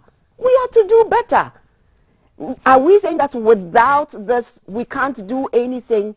I think we should think. We should be creative. We should be innovative. There are multiple ways of, you know, going about this our tax system. I think, frankly, this is a lazy way of raising funds. Seriously, and then you have foreign companies having tax holidays. Thank you. The indigenous Ghanaian entrepreneur will not get that kind of tax holiday, but you have foreign companies getting tax holidays. The kind of tax holidays they get, how much of it is in proportion to the e-levy? But you know, the argument will be that they are trying to make Ghana attractive for investment. Please, you have to start. Look, when the Chinese closed up and said that we are going to do it ourselves before we started, you see them, they closed up. They said no. We are going to do it ourselves. You get it? So they didn't say that we are going to let foreigners come and do it for us. We have to move away from that thinking that we are going to let other people come and develop this country. No. We need to realize that we have to do it for ourselves. Look, if I start with a bottle of water and the bottle of water is bad, but that is what is available to us, and then we encourage the Ghanaian thing to change and to change and to change, they will change. But if we say that, oh, the Ghanaian thing is bad, anyway, there's this other one which is foreign, and we all start going to that one, what will happen to that Ghanaian industry? You understand? The thing is to, yes, it is to start with them. There have been examples of it. You've had, we all know of the example of Toyota. They started off as a garment factory. You understand? And the government says, okay, and they said, we can make cars. The government says, okay, I'll support you to make cars. They put a ban on foreign cars, or they put such heavy tax on foreign cars. So you only look, at the same time, the government took money and put it in. Now, there's a Toyota almost in every home. But they started off as a garment factory. And the government saw their vision and helped them. No, it's too much. We have to go, I mean, everything in this country. What happened to the 1D1F? Oh, okay, let's not talk about it. It's for another day. You see, there's a lot going on. Where are the good news stories, right? What are the good news stories? Well, we are hard pressed to think about it, but we cannot live like people without hope. Yes, we need hope. And so we press on. We still try as much as possible in the midst of all this to smile and laugh. And you have the Kofi Kinates who will, you know. So we are taking refuge in music. Yes, we'll take refuge in music. And the K Bisake there, I saw that he had a film. He made a song for a film and international film on Netflix. And I was like shouting, yeah. So we have the bright spots, the Daniel Hamiltons and things like that. So we will take our refuge in music. Nowadays we are wearing a lot more African things. You see her you understand? I love your outfit. Thank you very much. So we have the bright spots. And so we should try and then those bright spots, you know, make sure that we can make them more commercial, we can support them so that they can, you know, go out there. The African innovation. African innovation. We need that to seep into government, right? You know that now we listen to more African music at our gatherings than anything. How did we get there? That is how we need to find people to think, how did we get there when now if you went to a party and they played only African music, you will still jam. And they didn't serve you the Sabo request. You know, you understand. How did we get there? People must think this, and then we can use that for other things so that we can get there. We don't need foreign investment for every single thing that you have to give foreign tax incentives and leave your own entrepreneurs here to die. And then, you know, the thing about it is, let us think and let us show more concern for our population than this cosmetic kind of concern that we think we are showing. You understand? And our people, we need to realize that we have the power to change and change and change. If we don't like them, let us change them. Let us not live with them. If we don't like the NC, we don't like the MPP, let us try others. There are others there. If the others come and they fail us, we change them. You see, this one, it should be like football coaches. You come as a government, you don't make us happy, we'll change you. Like Ole or Manchester or Go quickly. Mourinho. We don't keep you there like how Arsenal kept what's his name there Wenger, forever. No. No after business. No. You see, come deliver. You say if you don't deliver, go home. What is our life expectancy here? We expect to be happy. This is where we were born. It's not an accident that we were born Not at here. all. And so this should be the happiest place for us. And your government should be judged, by the happiness of your people in terms of having roof over their heads, able to put food on their table, and able to do the things without inconveniencing others. You can put food on your table, but your putting food on your table doesn't mean that I should come and breathe your air. You understand? We should be able to make people earn a living without infringing on the law. Right. That is how that's it is. That's That is fundamental. it. You understand? So let's work within the law. Let's be innovative. Let's be more creative. You agree with them? You disagree? Let us know. I just want to know. I'm a channel, a conduit. All right. 055561034. This is the headlines, and we're looking at the stories in the news. There's some good news here. Double track students apparently have excelled in WASI. So the result of the double track students in this year's WASI, West African Senior High School Certificate Examination, released on Wednesday, have dismissed fears of the initiative affecting quality education. This is a story in today's Ghanaian Times. So speaking to the Times on his initial assessment of the just released results, so the Director of the Ghana Education Service, Professor Akwesi Upoku Amankwa, says an analysis of the just released results shows a remarkable improvement. We want to see the figures that he's talking about that are so remarkable. So he says 2021 were the pioneers of the double track schools calendar introduced in 2018, and it says it was a game changer. Okay, now let's see the figures. So the last 4 years have been exceptional, with candidates topping 50% plus on average, adding that it is the 2020 and the 2021 free SHS candidates who attained a 60% in aggregate percentage passes in the core subjects. And said it's only in 2020 and 2022 were the only years in the past 7 years that more than 50% of the candidates obtained A1 to C6 in all core subjects. So he's basically touting the apparent success of the double track students. Something to smile about, Mercy. I don't think so, Kafe. Oh. No. Oh. You see, we need to move away from mediocrity and propaganda. Oh, 60%. I mean, did we all see the WAEC release? Did we see the numbers that WAEC provided? And he's talking about remarkable. How remarkable is this? And we're dealing with percentage. I mean, if you say that 10% of the people in the room are women, or even if you say that 50% of the people in the room are women, it sounds high. In numbers, what is it? How many people are in the room? If there are 2 people and you say 50% are women, you're talking of 1 person. So that's 1. I mean, WAEC itself told us that about 50%, is it 51%, cannot make it to the university or the tertiary institution because of poor performance in the core, particularly core maths and then English. Does everybody need to go to the university? That's why I said tertiary institutions. And now the Minister of Education himself is saying that admit them with a certain threshold. That is bringing down our standards, the already falling standard. Now, if we are looking at results, results is just the end product. What has been the process? What are we teaching them? What materials do they have? And I am speaking like this because I was once a teacher, and once a teacher, always a teacher. What is the process? We say garbage in, garbage out. What is the nature of education now? What's the level of discipline? Are students compelled to learn? Because we do not repeat, psychologically, children think that, well, I'm going through the system anyway. No effort.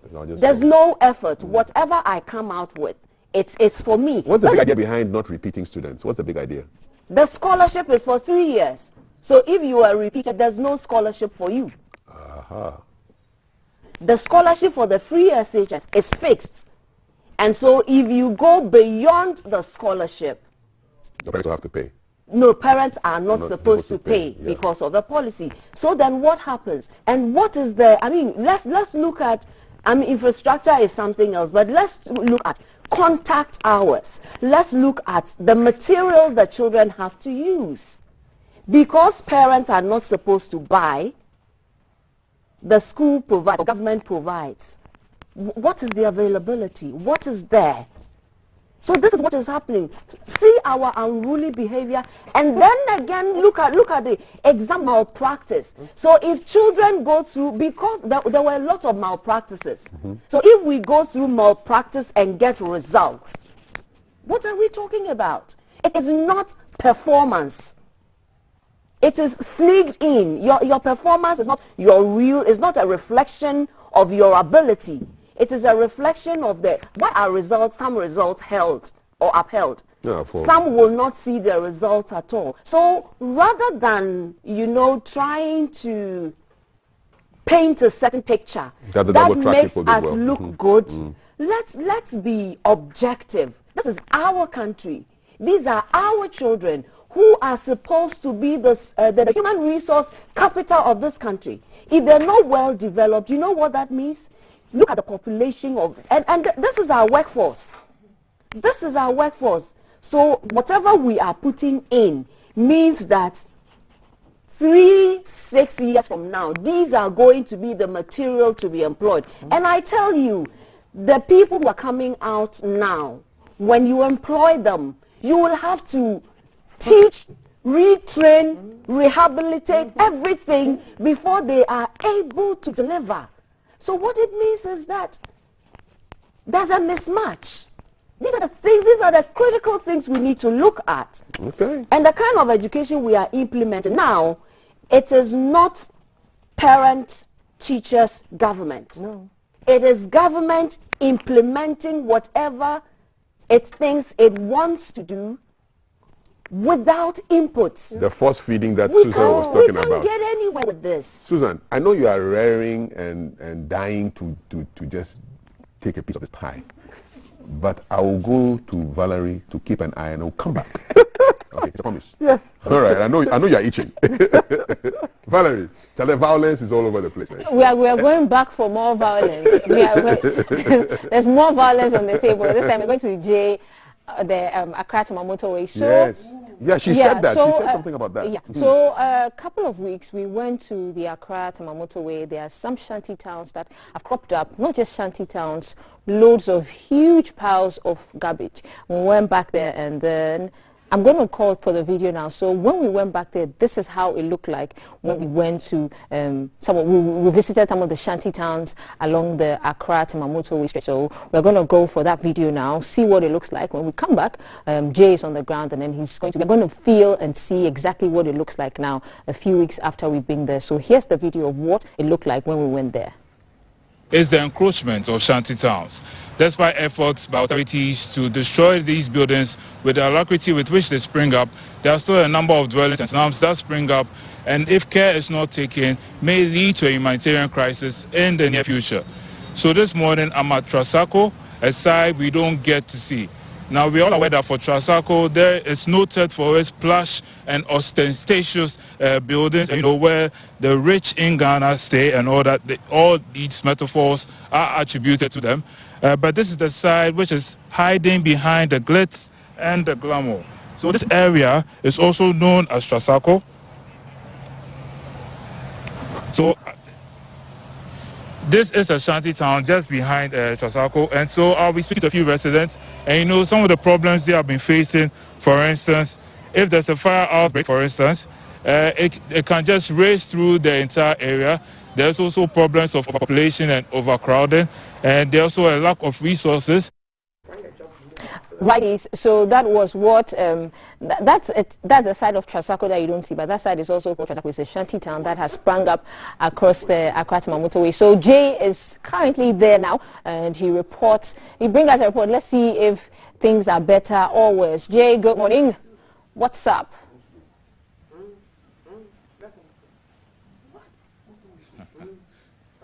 Good morning, Valerie. Thank you so much. I would say things are better.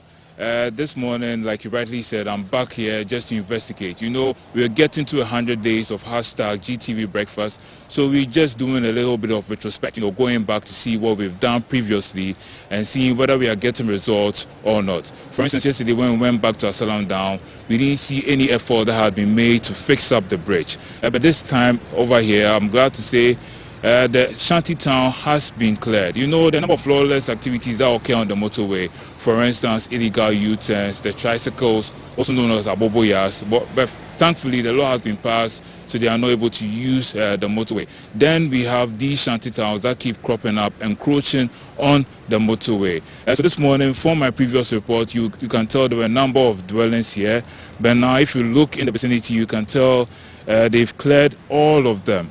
I'm not exactly sure if it's for the long term, because you realize that there are still a few people who are hanging on. And they're speaking to the former residents who used to stay here. You can tell they don't really have anywhere to go. So my bid is we find a permanent solution to these kind of troubles, because if they had somewhere else to be, they wouldn't want to stay in this area. So all these buildings have been demolished, and then the people who used to stay here have tried to find somewhere else to be, and some keep coming back. So what we're going to have is soon, when the eyes are off this area and they've realized that nobody's looking at them again, they may come back and we can find these slums and shanty towns springing up once more. There were fears that these places are abodes for criminals and all that, but I've been assured that they monitor everyone who stays in this kind of area. So even if there's somebody they don't know about, they question the person and find out where are they coming from. So the fears and those rumors that they harbor criminals are false. If you're looking right now, you find that there are some people who have managed to find their way back, and then gradually they will spring up another building so that they will stay here again. This is the issue I'm talking about. So if you can find a more lasting solution to this, and also it has become a sort of dumping site for rubbish. Because there's also a huge pile of rubbish here, and the stench is kind of unbearable. And you find that there are people who use this area heading to work, heading wherever they are going. To the you can see the motorway right there, and if this is what they have to smell on their way to work, you can imagine how their clothes will be at the end of it when they just pass through this perfume, if I may say so, this lavender, so to speak. So this morning, we just came to take a look and see what is going on this side of town. The Trasako we don't get to see, and the cases of fire outbreaks, sanitation issues and all, I don't think it will spring up for some time, because the place has been totally cleared.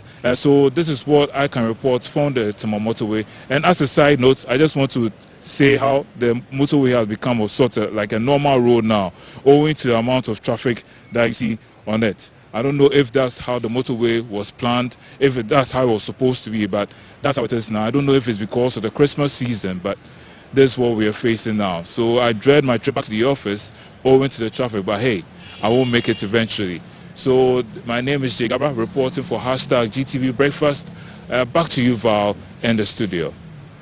Thank you, Jay, for that report. I know why there's always traffic on the motorway, because people cross the motorway now and you'll be amazed. People actually walk into the street and try to stop, even when the car is speeding. That's one of the reasons why the motorway has a lot of traffic. So, back to you and Lady Susan and Lady Mercy. Wow, I just can't believe there's traffic on the motorway. I can't even believe that. All Susan. the time. On the motorway. How? It's a daily thing. You know, they are crossing. This is the part by Trasako. So this is from Accra coming to from Tema going to Accra. But the shanty towns that are on the Accra going to Tema, they are still there. I mean, as of when I was passing there, I live in Tema, so I use the motorway. That's my route. You know, they are still there, and they cross as if they are walking in their bedrooms. So you just have to stop. You know, because otherwise you kill them, and they are killed.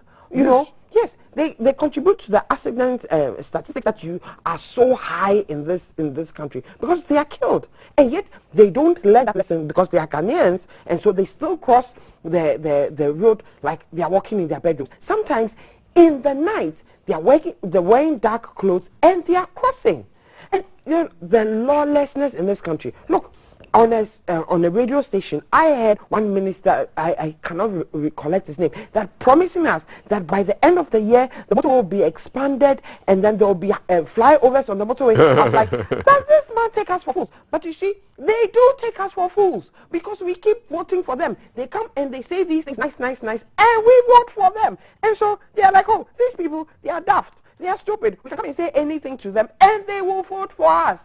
And so he can come and sit on radio and promise us the motor will be expanded to 6 lanes, there'll be flyovers, and then we won't see the throttle stop because they stop and then they enter.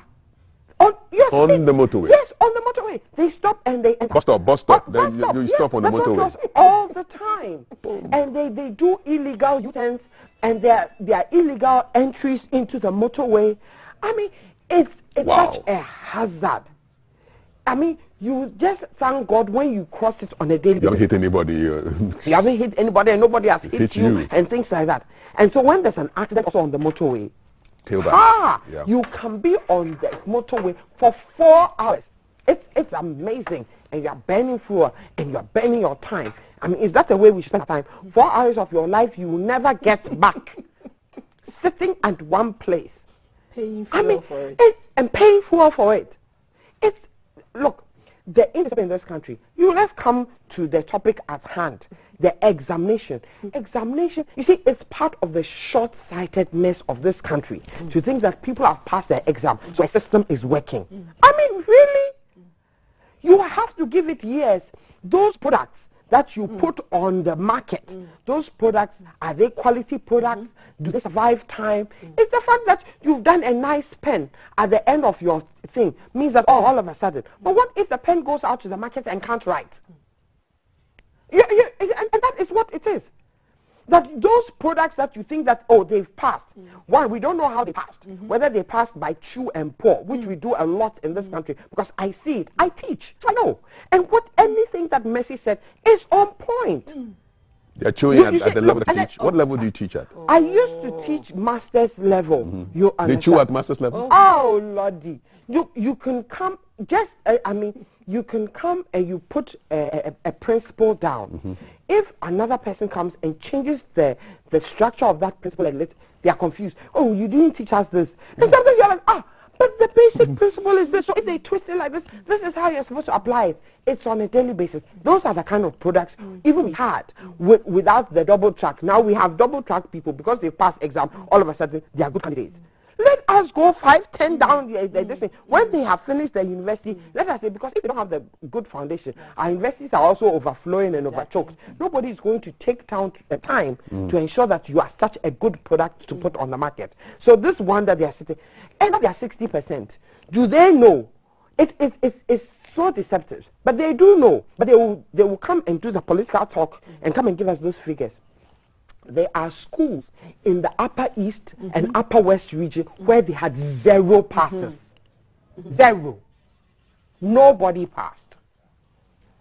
So let us not come and do 60% pass and they've done well, and so our double tax system is the best that we've ever seen in the whole world. Really? We are not buying it.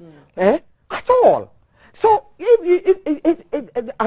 what we should do is to, you see, yes, big numbers local, but individual lives matter. So those children who sat the wasi in that Upper West school, that none of them passed, do they not matter?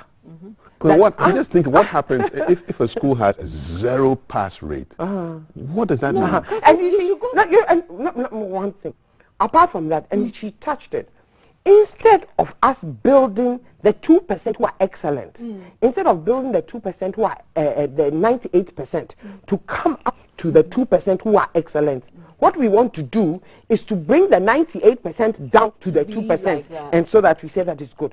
Look, we sit in this country and say we have A schools, we have B class schools, and instead of making sure that the B class schools become A schools and the A plus schools become B schools, what we do is that what we do and say that is that if you choose an A school, you have to choose a B school and you have to choose a C school. So you cannot choose 2 A schools. What are we teaching our children? That you cannot be excellent? Mediocrity. Mediocrity. Why can you not? Somebody is going to choose Harvard, choose Yale, choose Stanford, choose this. No, if you choose Holy Child, no, you have to go and look in the bottom there and pick something. Whoa. And you know, and then, yes, that is how it is. You went to and Holy Child? Yes. You went to Gehe? I thought that. You taught there? Okay. I still have a strong relationship. So that's and my what happens is that now children who excel, and by virtue of the fact that they go to certain schools or they get the, and then when they excel and they get the pass mark, sometimes over the pass mark, they are given these B-class schools. And children weep. Yeah. They weep and weep because it goes to show in this country that excellence does not matter. It's punished. You understand? Then they go and pick somebody who got 2 for something below there and puts that person in the school in the thing that they are trying to equitize. What happens is that when you put bad products, even in an excellent school, it doesn't matter what it is. They will come out and so your A-class schools will then become mediocre like your 98% that is down there. Number 2, what makes those schools A's? Yes, it's what because makes them A's. People have taken time to put systems and structures in place.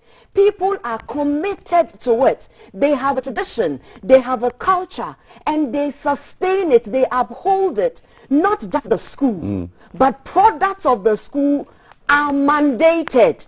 I mean, go find out how speech days are organized in those schools. You went to that school, you are levied by virtue of going through that school, and you're told that this is the school that made you somebody. And so you contribute. Go there. Even but if your child passes, can't go there. Even if your child passes, we are not talking about the thing that they have. Even if your child passes, they'll send your child to a B school and say that they are trying to equitize the thing. This is not equity. How does the A schools become an A school? It's because the cream of the crop goes there. The cream of the crop goes there. You understand? What you should do is to those B schools or those C schools who are coming down right now to the D them after those ones.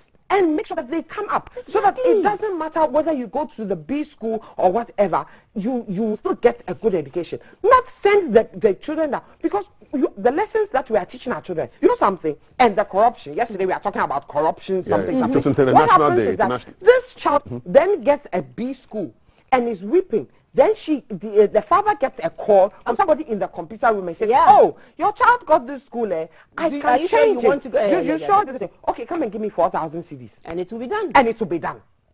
And so if you don't have that 4,000, so they're bribing the computer. Oh, come on, it's a human being that's yes, they are bribing the computer. We can put it that way because that's what they want us to say. Yeah. Really? But it's sad. And then you can see does excellence matter in Ghana? No. I mean, where does excellence really play a role in Ghana? In certain quarters, but generally our attitude is that if you are excellent or you demand excellence or you demand a certain yardstick, you are either too known, you are proud, and especially if you are female, you are very proud, you are arrogant, I mean, what is this? You understand? And so if you don't want to hear dodo, you want to. What does hear dodo mean? Ofecho. You are too much. You are too much. You're too much. I thought too much was like is the challenge. Susan, you're too much. That was positive. That's an accolade. No, that one is like, hey. Messi, you're too much. It's just the face will have to change. Yes, it's the way it is, the context in which it is used, or you are something. Oh, you say you went to Gehe, you went to Holy Child. No. Look at them. So the face has to change. Hey, straight. All right. But you see, we must encourage, and that is what our children have learned. And that is why now exam malpractice is a norm. I mean, I know of some children who were so upset finding out that others are copying, engaging in exam. And you know why they were upset? So what will happen to us when all the exams is cancelled? All the things that I have learnt. Because she doesn't have access to. And you have parents buying questions for their children. Because it's a norm, it's a system. I mean, if you want to go through, but that's what we encourage you. So the corruption is not just in the state institution, it's embedded. And parents who are supposed to be the first teachers of your child. Oh, and then you have to they start are the ones who are supporting it. You know, because if your child is crying because she has passed, she has learned, you have paid the fees in a relatively good school, and your child has gotten the grades. Why would you not take money and go and make sure that your child is happy? Because you can't take that crying, and you are also unhappy that, look, there are so many instances of this kind of case happening where the children have passed, and yet they didn't get schools of their choice. That they Somebody wanted. will say that is life. That is not life. life. That is unfairness. That is unfairness. And if we can do something to make sure that life is fair in certain aspects, yes, generally things will be unfair. But if you want to teach children a lesson that hard work pays, if you put the time into something and you get the results, you must have your way. No, and they don't want those schools because they know that the systems in those schools will not help them. I mean, supervision is poor. Look, I mean, please. Kafui, I have my education in my school right now. It doesn't matter that I finished 20 years ago. No. It's a reflection of the education I got 20 years That's ago. it. If it goes down today, you understand? So, I will ensure that the school that I went to, I support it, I encourage good practices, I make sure that the school is of the standard that was yesterday. And then when it is like that, I want to put my child there. Exactly. You understand? What will is that if my child ends up going to another B school, I'm not going, I mean, I'll say, the 3 years, you do it like that. I'm not going to put that kind of... No, I know, I understand exactly how you feel, because I went to my father's old school, secondary school, but my children are not going to the school that I went to. No. Yes. For the reason that you're saying. Yeah. Can you end on a note of hope? To me. Note of hope. Hope. Give us hope. I don't know. Susan, give us hope. Give us hope. I don't know. You're too much. Okay. What do you call it? My coffee cannot again. I say who if you want to baby if you buy that hope there. Yeah. That's change level. Hopefully this country will change level. We'll change levels. Susan, my God, thank you so much. She is the Executive Director, National Interest Movement, and Mercy Catherine Ajabing, Communication Specialist, Gender Advocate. Give me a note of hope, please. So yes, the note of hope I'll give is that today is the International Day for Human Rights. There's a lot of inequalities in our system.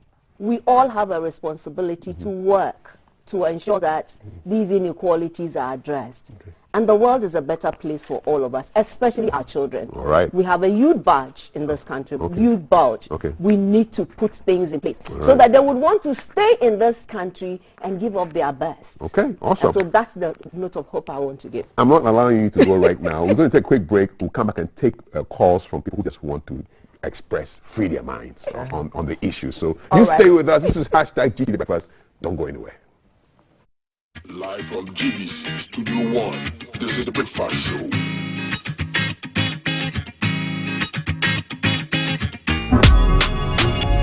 Chief Zagadad.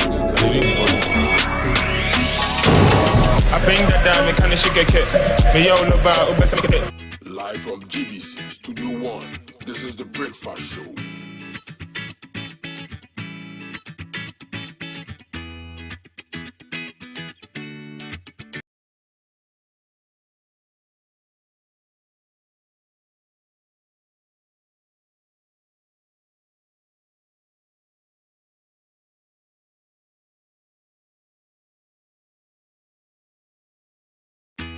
Live from GBC Studio 1, this is the Breakfast Show. Live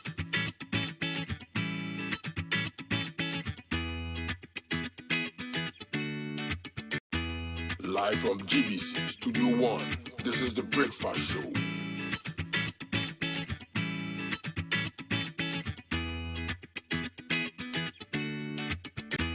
Live from GBC Studio 1, this is the Breakfast Show.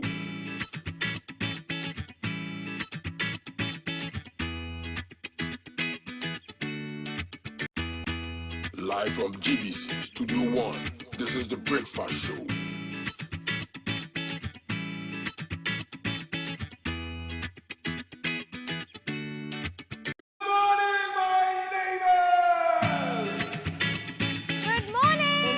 Good morning. It's a good morning, and we serve you breakfast. Not just any breakfast. Sizzling helping.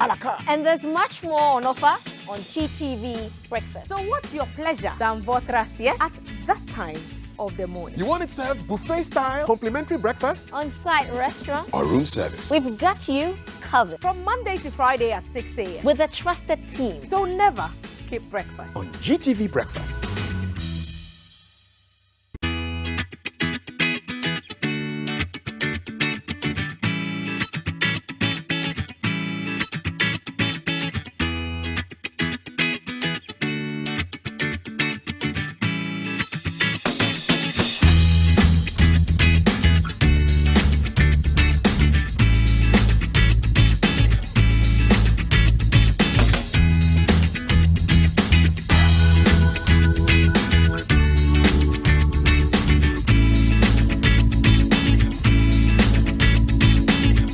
For 264 0543 664 264. Keep them coming in. Keep the calls coming in. I'm reading some messages here. We have qualified teachers across all schools, even the schools that scored 0%. The issue is that when a student that isn't good chooses only A schools, he ends up not getting placed in any schools, though the performance is good. That is why there's a hierarchy in terms of selection of schools. Some of the so-called C schools have very good facilities and teachers.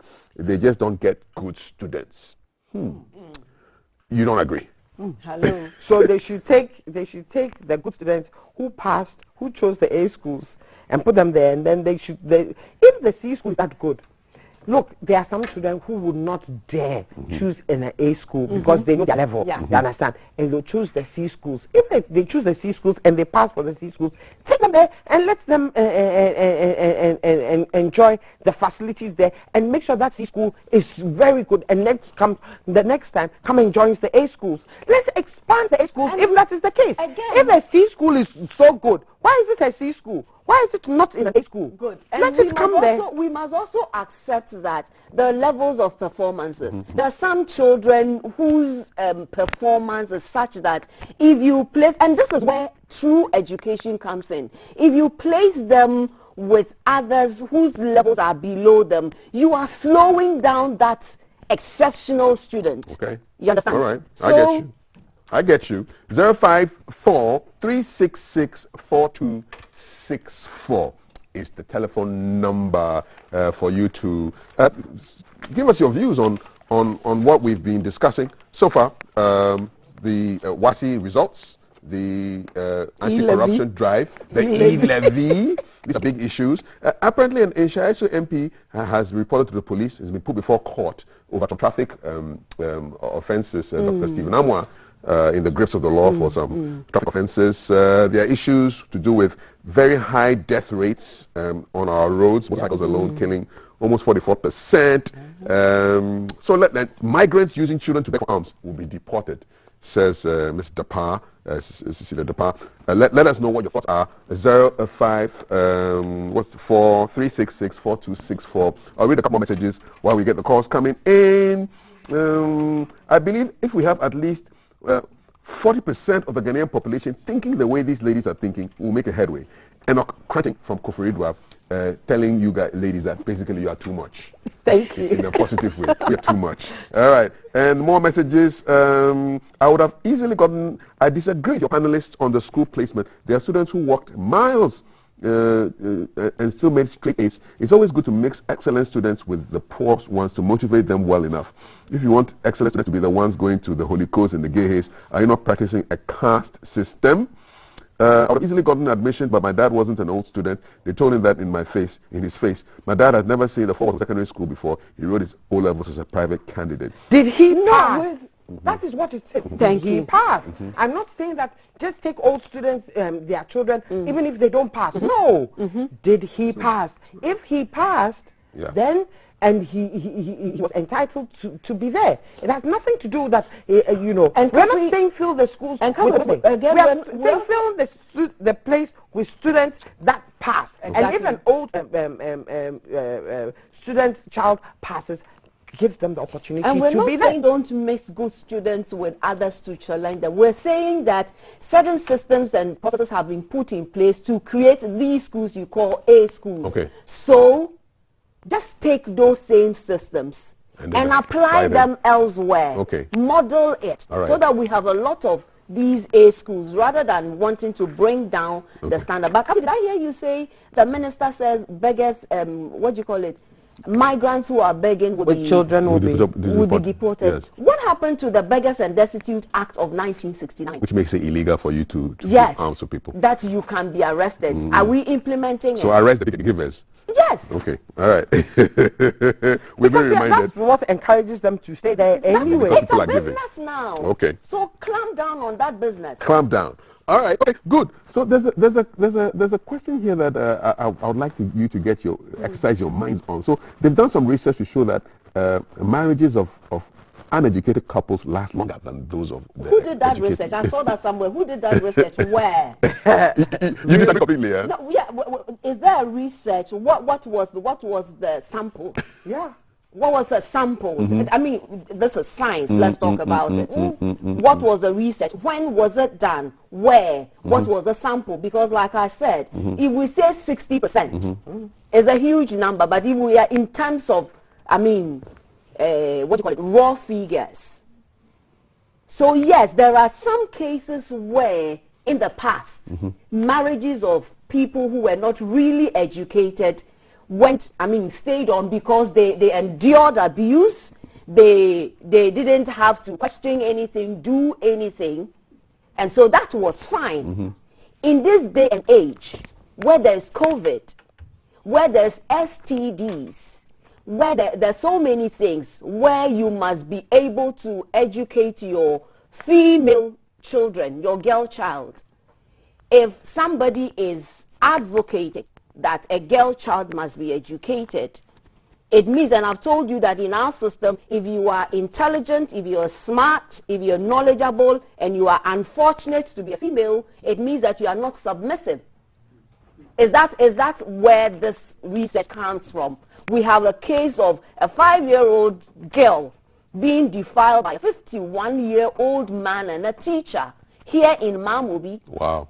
And anybody who is talking against it is defiling the community. In the past, because we were not very knowledgeable about so many things, people, and most of the time women, were keeping quiet and enduring their marriages. It is not happening now. So don't use that yardstick to tell me that I've been in my marriage for how many years? I'm fully educated. And so is your husband. And so is my husband. So you disagree? So what are you saying? You disagree that Give us the figures and and then what is the kind of methodology they use, etc., etc. Because as for statistics and lies, they're everywhere. Let's hear what people have to say on the phone. Good morning. Welcome to the show. Yeah, well, good morning. What's your name, sir? Hi. What's your name? Where are you calling from? You're calling from Amasaman? Yes, please. Okay. What do you think about the Well, I want to contribute concerning the why do marriages of uneducated couples last longer. Yes. Well, what I've realized is that currently in the system, for me, I can tell you, I've married for 18 good years with my wife, and we understand each other. The problem we have today is dedicated people. One, maybe the woman feels are you both educated? She's having an MBE. Are you both educated? The man also feels I'm having an MBE. Therefore, we are equal. We are equal in terms of when it comes to education. We are equal. Fine. I'm working. I'm a lecturer at University of Ghana. My wife works. The woman also works at maybe EcoBank or Standard Chartered Bank. Right. Therefore, each and everyone feels pride.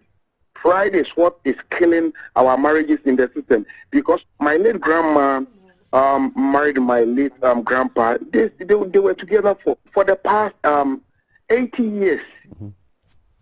Even they didn't have a wedding ceremony, but they were together. They understand each other. But looking what is happening today, I can tell you, go to Register General or go to wherever you want. You can see marriages that are collapsing are most of the educated people.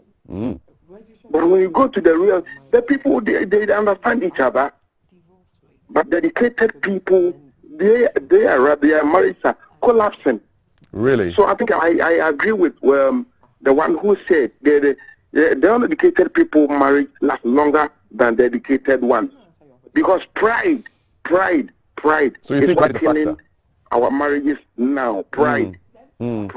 Instead of the woman to humble herself, or the man, maybe for instance, honey, I'm sorry for what I did. The man was like, he's the head of the family, so it will be difficult for him to apologize to the wife that I'm sorry, please.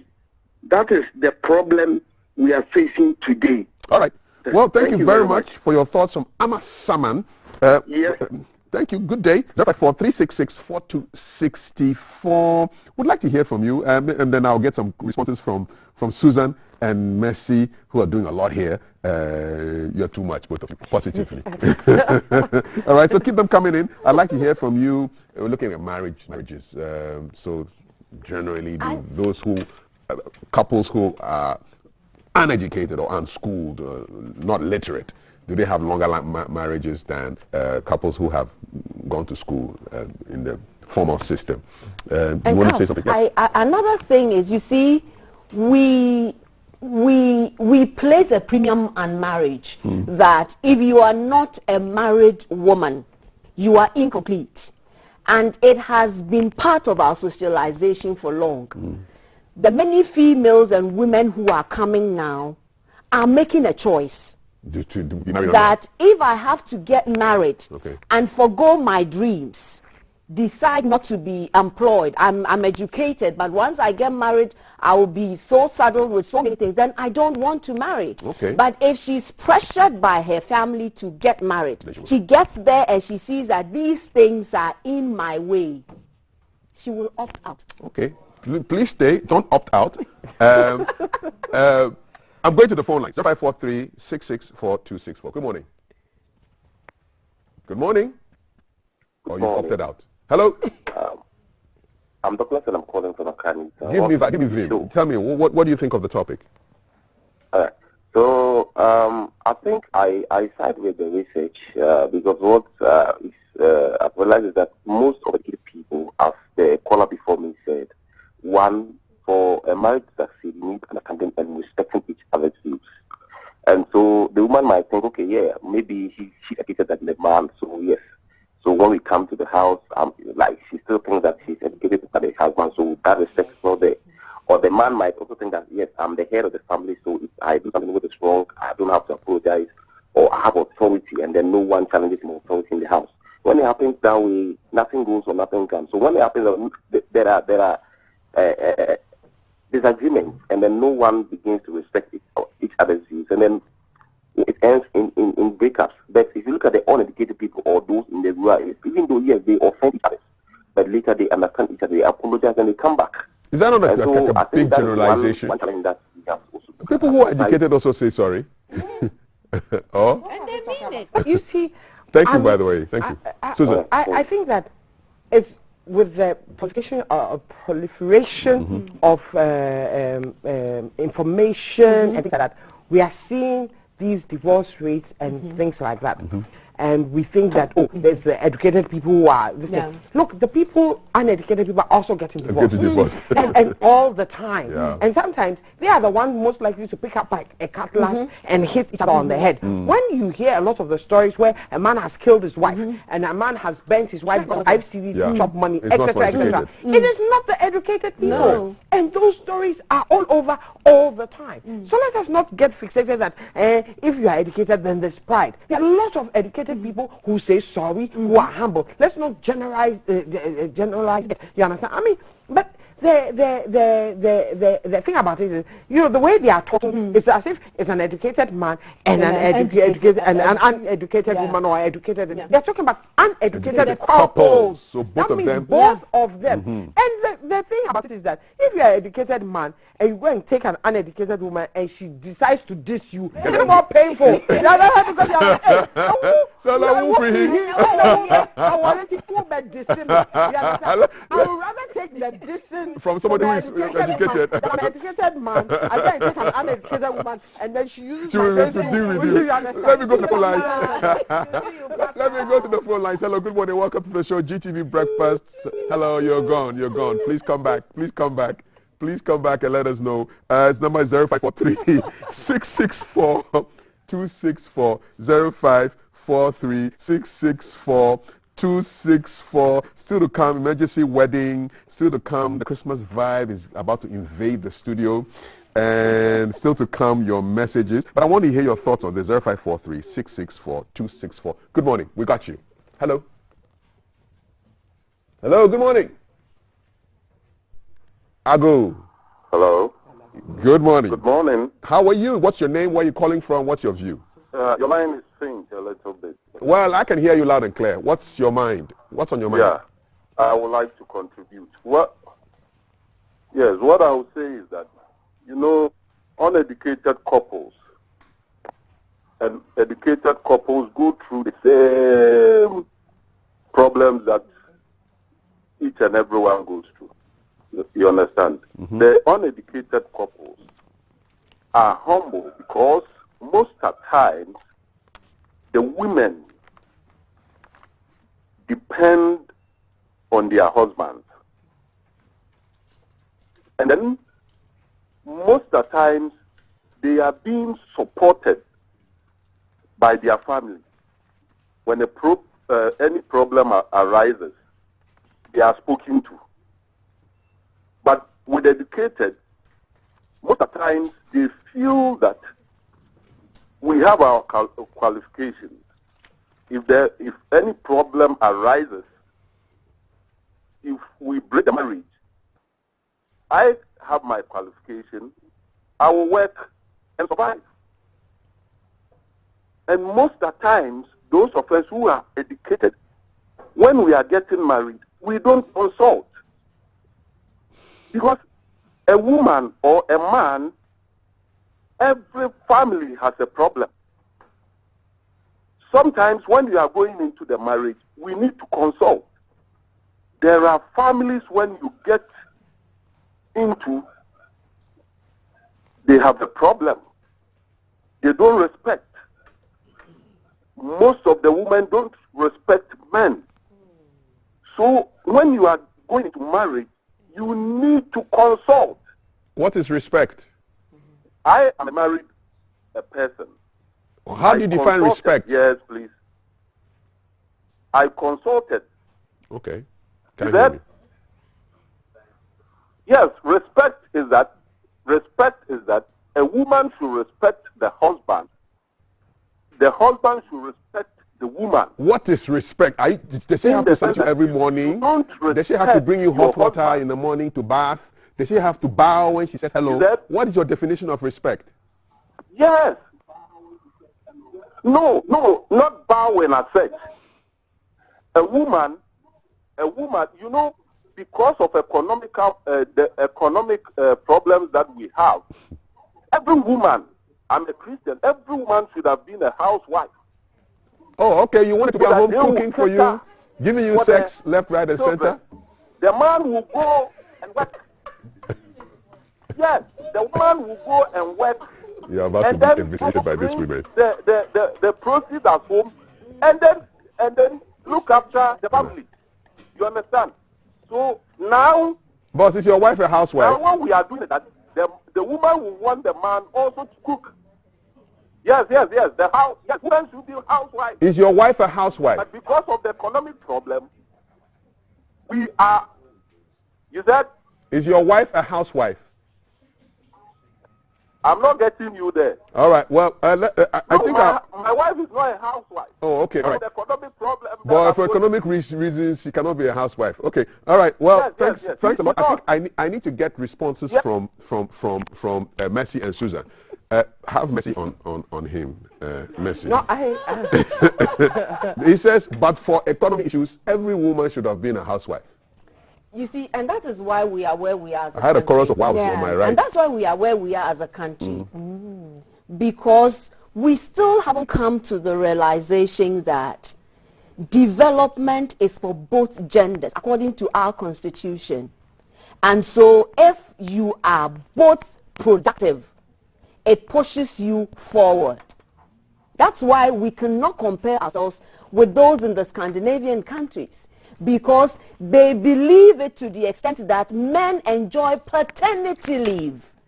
because the man also has a role in raising up the child that has been born. You understand what I'm saying? And so if both of them are productive, we are sitting here talking about our children who have gone to write, some have written BEC, some have written WASI. So why are we investing in them? If we do not want them to be productive, first of all, to themselves, to their environment, and then to the country as a whole. We want to spend all our money addressing best problems, issues of women. So we go back. And then they become housewives. They become housewives, and all they are doing is reproducing children. Yeah. And then the population is growing. We don't have facilities. Is that where we want to be as a country? Is that where we want to be? Susan, I'm going to bring you, hold on to your fire. Let me take the last caller. Hello, good morning. Welcome to the show. Hello. Hi, good morning. You're our last caller. Tell us what's on your mind. Good morning, I'm Prince. Go ahead. Only men call. Go ahead, we're listening to you. I think lately the education is helping us, but also it's ruining like most of our stuff. You know, if I'm married to someone and we are both educated, right? And we have issue at home, and maybe I hate her or something. Because she's been educated and she knows, like, she just reports me. Instead of maybe solving it with me at home or something, she will just go and report me. But at first, if maybe I'm with my wife and I hate her or something, so maybe we'll just be a family people, so they resolve it and then we come back together. Which one do you prefer? But right now, because we are both educated, the lady will go and report me. Say again? Which one do you prefer, the old system or the new system? I can't hear you. Please turn your volume of the TV off. And which do you prefer, the old system where they'll just use a family to cover up, or the new system where she'll report you anyway? Well, that ends it. That's a quick one. Susan, quick, you before know, we go.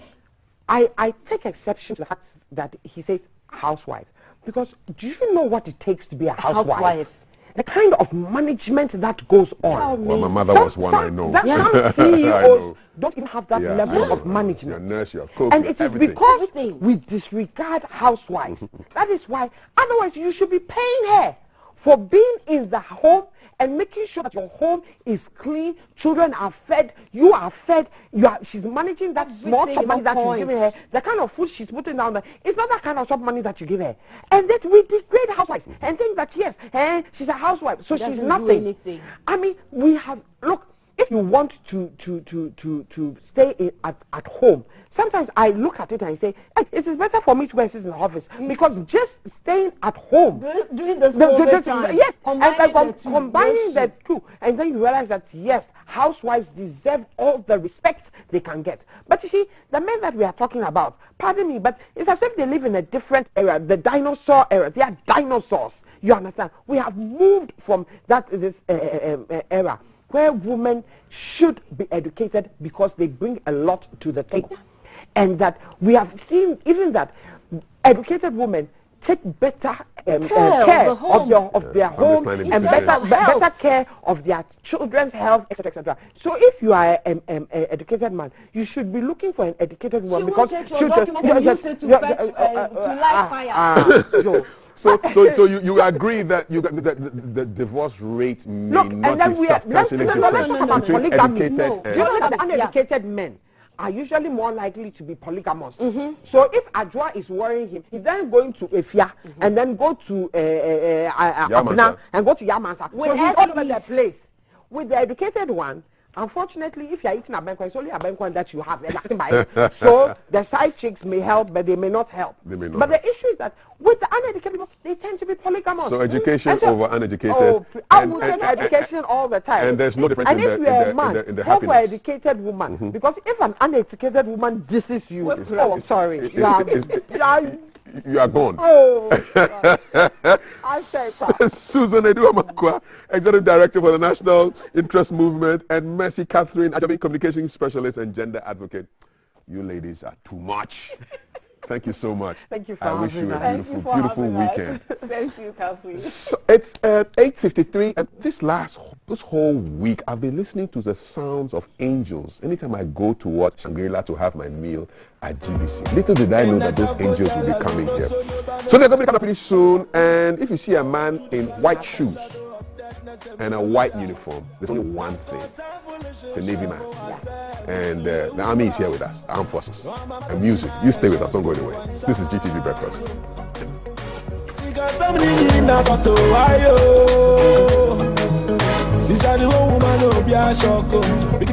Live from GBC Studio 1, this is the Breakfast Show.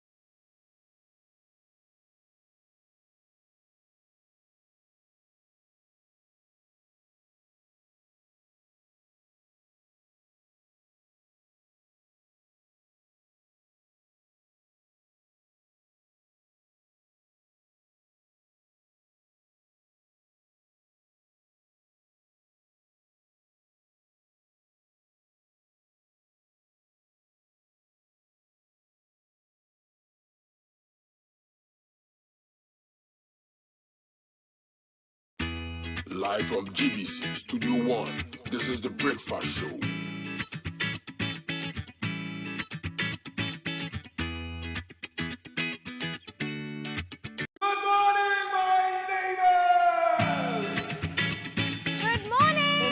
Good morning. It's a good morning, and we serve you breakfast. Not just any breakfast. Sizzling healthy. And there's much more on offer on GTV Breakfast. So what's your pleasure? Samvotrasia at that time of the morning. You want it served buffet style, complimentary breakfast? On-site restaurant. Or room service? We've got you covered. From Monday to Friday at 6 a.m. With a trusted team. So never skip breakfast. On GTV Breakfast.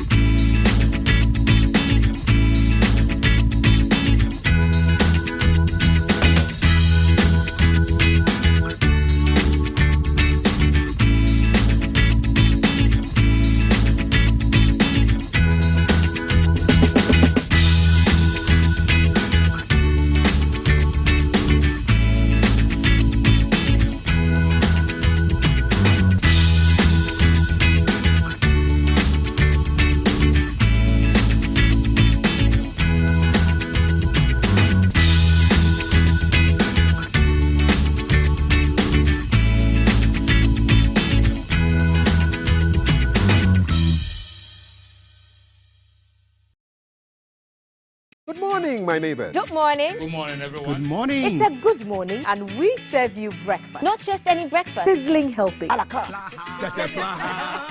all the time. Okay, let's take a peek. I brought my spine. There are certain things that we do to help the children with their brushing. And there's much more on offer on GTV Breakfast. You want it served buffet style? On-site restaurant. Complimentary breakfast? Half of your plate should be vegetables. So in my lifetime, I haven't seen Ghana Black Stars win an African Cup. Can I show what is written on the box? Yes, definitely. Where's the camera? Just stand and turn. So what's your pleasure? Samvotrasia at that time of the morning.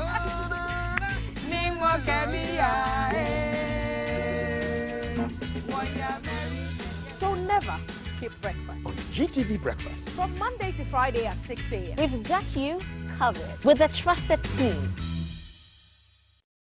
Live from GBC Studio 1, this is the Breakfast Show.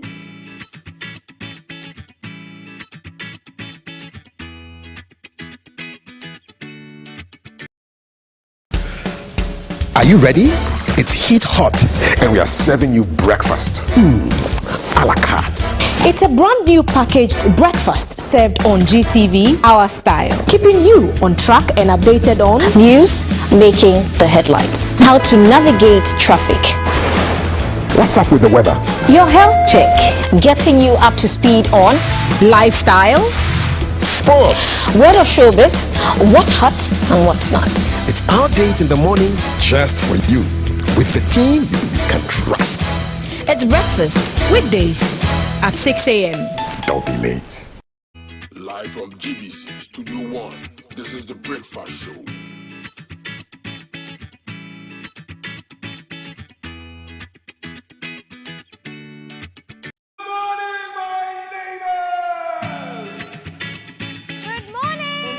Good morning. It's a good morning and we serve you breakfast. Not just any breakfast. Sizzling helping. And there's much more on offer on GTV Breakfast. So what's your pleasure than Votras here at that time of the morning? You want it served buffet style, complimentary breakfast? On-site restaurant. Or room service. We've got you covered. From Monday to Friday at 6 a.m. With a trusted team. So never skip breakfast. On GTV Breakfast.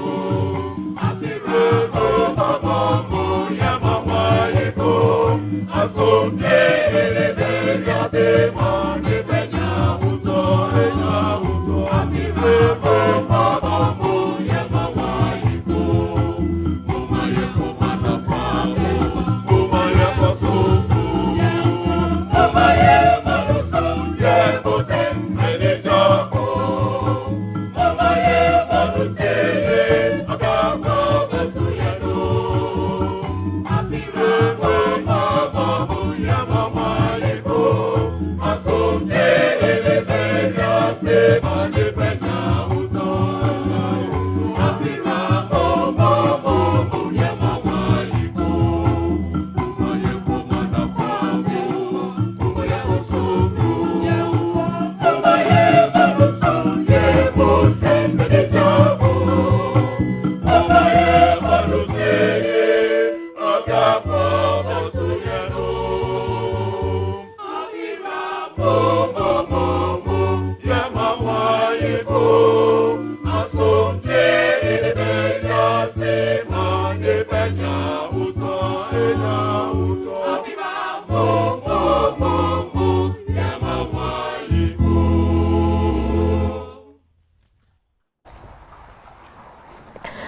Welcome. That was some amazing inspirational music by the GBC Evergreen Choir, and we are going to be talking music. We are going to be talking the 9 lessons and the Festival of 9 Lessons and Carols. And so GBC, as part of our yearly activity, we hold the Festival of 9 Lessons and Carols. It is normally attended by a cross-section of the public, the clergy, the board and management of GBC, staff and friends of the corporation. We are joined by the choir, reps from the military and the GBC staff to throw more light on the upcoming program and tell us the events, days, and give us the general Christmas vibe. I am feeling the vibe, and I don't know if you are. Good morning, ladies and gentlemen. Good morning. And so I'm going to begin with the lady first.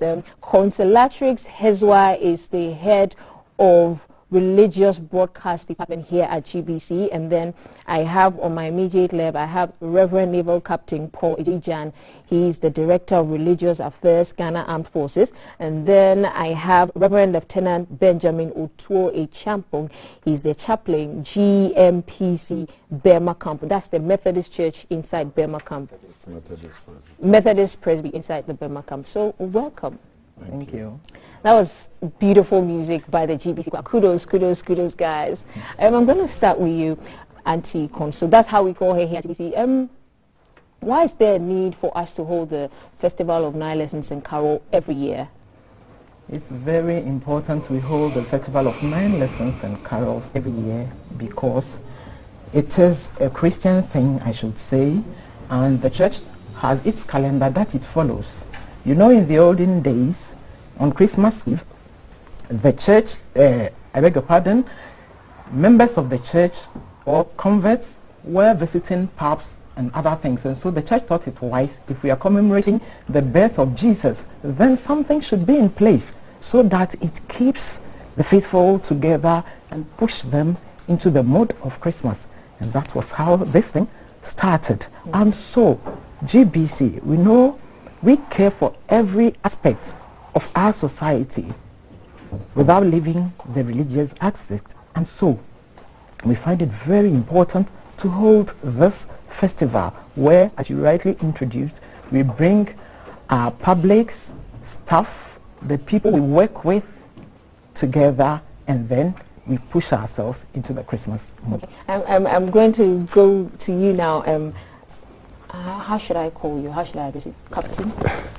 Or Reverend Captain?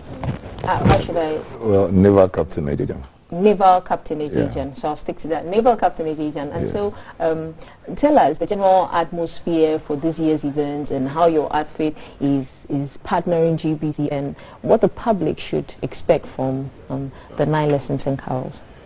First of all, I bring you greetings from the hierarchy of the Ghana Armed Forces, particularly the Chief of Defense Staff, Vice Admiral Satamoma, and the service chiefs, the Chief of Staff and commanders at all levels. Yes, we are happy because at least GBC is helping Ghanaians to know that soldiers are not only there to do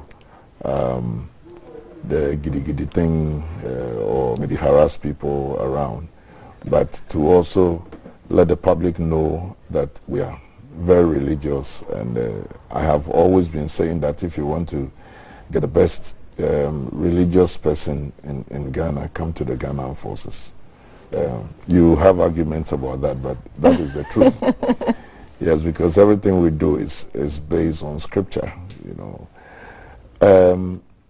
The atmosphere is good in Burma Camp. If you drive past Burma Camp in the evenings, you will see that we are celebrating the Christmas on a very high note. And so maybe a chance to come around this evening and then you see how Burma Camp is well decorated. Yes. Okay, sure. And therefore it is just proper that GBC collaborates with Ghana Armed Forces to celebrate the birth of the Savior of the world, Jesus Christ, our Lord. We as I said from the beginning, soldiers have a lot of faith. We work based on our faith in Ghana, and for that matter, our faith in the Lord. Every soldier belongs to a denomination or a religious body of a sort, and it is very important in our documentation. And so it is not strange at all to come to Burma camp and see that we have different denominations, indicating that we fear God and we worship God and we have faith in Jesus Christ. And so if GBC is partnering us, which is also not the first time, for carol service it is the first time, but for other programs, it's not the first time GBC is working with us, and we are very happy about that. Right. Thank you. You know, usually, I'll go with you now. So, Lieutenant Otwe Champong, yes. I can stick to that, and that's right. Yes. You know, usually when we see men in this uniform, we sort of not panic, but we are like, everybody's on their best behavior. And so seeing you here and your religious part is something new and refreshing for us to see. Can you tell us how long, I mean, since you've been part of the music industry from your department and you've partnered with GBC, tell us what to expect this evening. That is what we expect maybe on the 16th of this month during the program. Okay, first of all, I will say that since my director has already paid compliment to the hierarchy of the military, I will go straight to address what I have to say. On 16th of December, that is this month, what we are expecting is a very great show that will excite everyone who comes to join us or who follows us on our social media. We expect to have the Armed Forces Central Band in attendance, and we are all aware how good they are when the Armed Forces Band is playing. You know, the band itself is one aspect of the military that when they are performing, you don't feel tired. When the band is performing, you can be on your feet the whole day and you will never be exhausted. So if this band is attending the carol service, then it should tell you how it is going to be. We have the Garrison Methodist Presby Church choir also attending, and I will say that it is one of the best choirs that you can ever have in our nation. It is one of the best choirs that you can ever have. We have military personnel and civilians both in the choir. We have organists who are civilians and other people too who are also military playing the organ. So as part of our preparation towards that, I think on that aspect everything is set. And we know, we have seen the GBC Evergreen Choir. When they also come, we know they are going to do very well. And we have to expect a very great show on that day. It is not just a show. It is a day that we are all celebrating or commemorating to know that our Lord and Savior Jesus Christ was born on this day. It is like we are reenacting what happened at the birth of Jesus Christ. Permit me to quote one thing from the scripture, Luke chapter 2 from verse 13. It says that right after the birth of Jesus Christ was announced, the host of the heavenly choirs, together with the angels, they sang praises to God. So it is something that happened at the birth of Jesus Christ. So what we are going to do is not anything new. We are just reenacting history. Sending praises to God. Okay, so it's happening on the 16th of December. Where is it happening? Are we supposed to get tickets? And what time at KV? It's happening at the Garrison Methodist Presbyterian Church auditorium. The place is so prepared. When you come, you will see how prepared we are. There is no ticket. It's open to all. However, we'll make sure that your COVID protocols are well observed. We are prepared also for that. And the direction to the Garrison Methodist Presbyterian Church is not difficult to find. You enter Burma Camp, the main gate. You hit the very first traffic light. You go about 100 meters from the traffic light into Burma Camp. Then you turn left. And it is the first church auditorium you'll find. You'll find. Yes. Okay. And what time does it begin? It's 4 p.m. Exactly 4 p.m. Yes, you are expected to sit at 4 p.m. Seating is by 4 p.m. guys. Exactly. This is not Ghana man time. This is seating is by 4 p.m. Is it a strictly by invitation event or the general public is invited? I think I will leave that to Madam to answer. Because of the COVID protocols. It's a strictly by invitation event. Yes, I should say. But remember, GBC, we have our social media handles. All our handles, use them, and then you fellowship with us on that day. Watch GTV, and you'll be with us. Okay. However, some resource persons, some guests from the public, people we do programs with are all invited. Okay. So everybody. Okay. Okay. So for those of us who cannot make it to the event, GBC will carry live. It will be live on GTV, and it will be live on our Facebook platform and then our YouTube platform. That's Ghana Broadcasting Corporation. Naval Captain Ajajan, do you sing? Yeah, I do. What parts do you sing, sir? If you listen to my voice, you know that if I join the choir, I'm going to do bass. Sure. Yeah. So bass. Naval Captain Echampong. No, Lieutenant Benjamin Otu Echampong. I beg your pardon. What parts do you sing? Oh, well, I'm a good singer, but if you help me, I can sing. Yes. You're fine. Yeah, like you're fine. Auntie Gonzo. Yes. Like you said, I also don't have a very good voice. Oh, then but we I have do three. soprano. You do soprano, and you don't have a good voice? Not so good. You see, I usually put people on the spot, but because you're all my bosses, I dare not. I'm not going to do that today.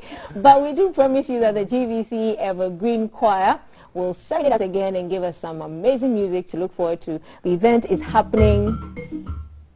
Okay. So yeah, we are going to take a break on them. We are going to listen to some serenading sounds from the GVC Evergreen Choir right now.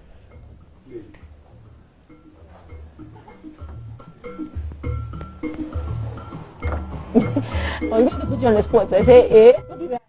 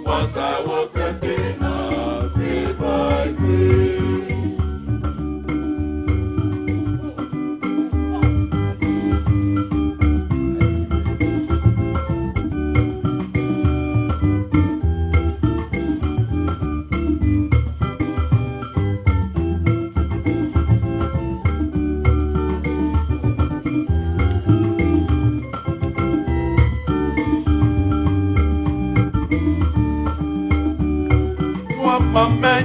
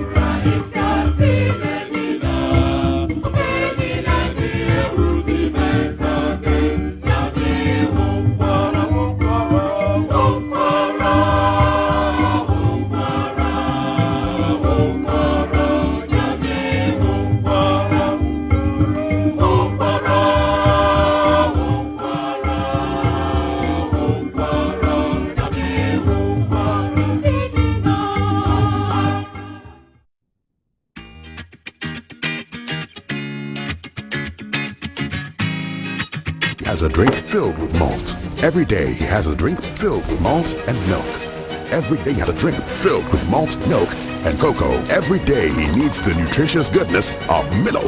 Milo, the energy to go further. Is that better?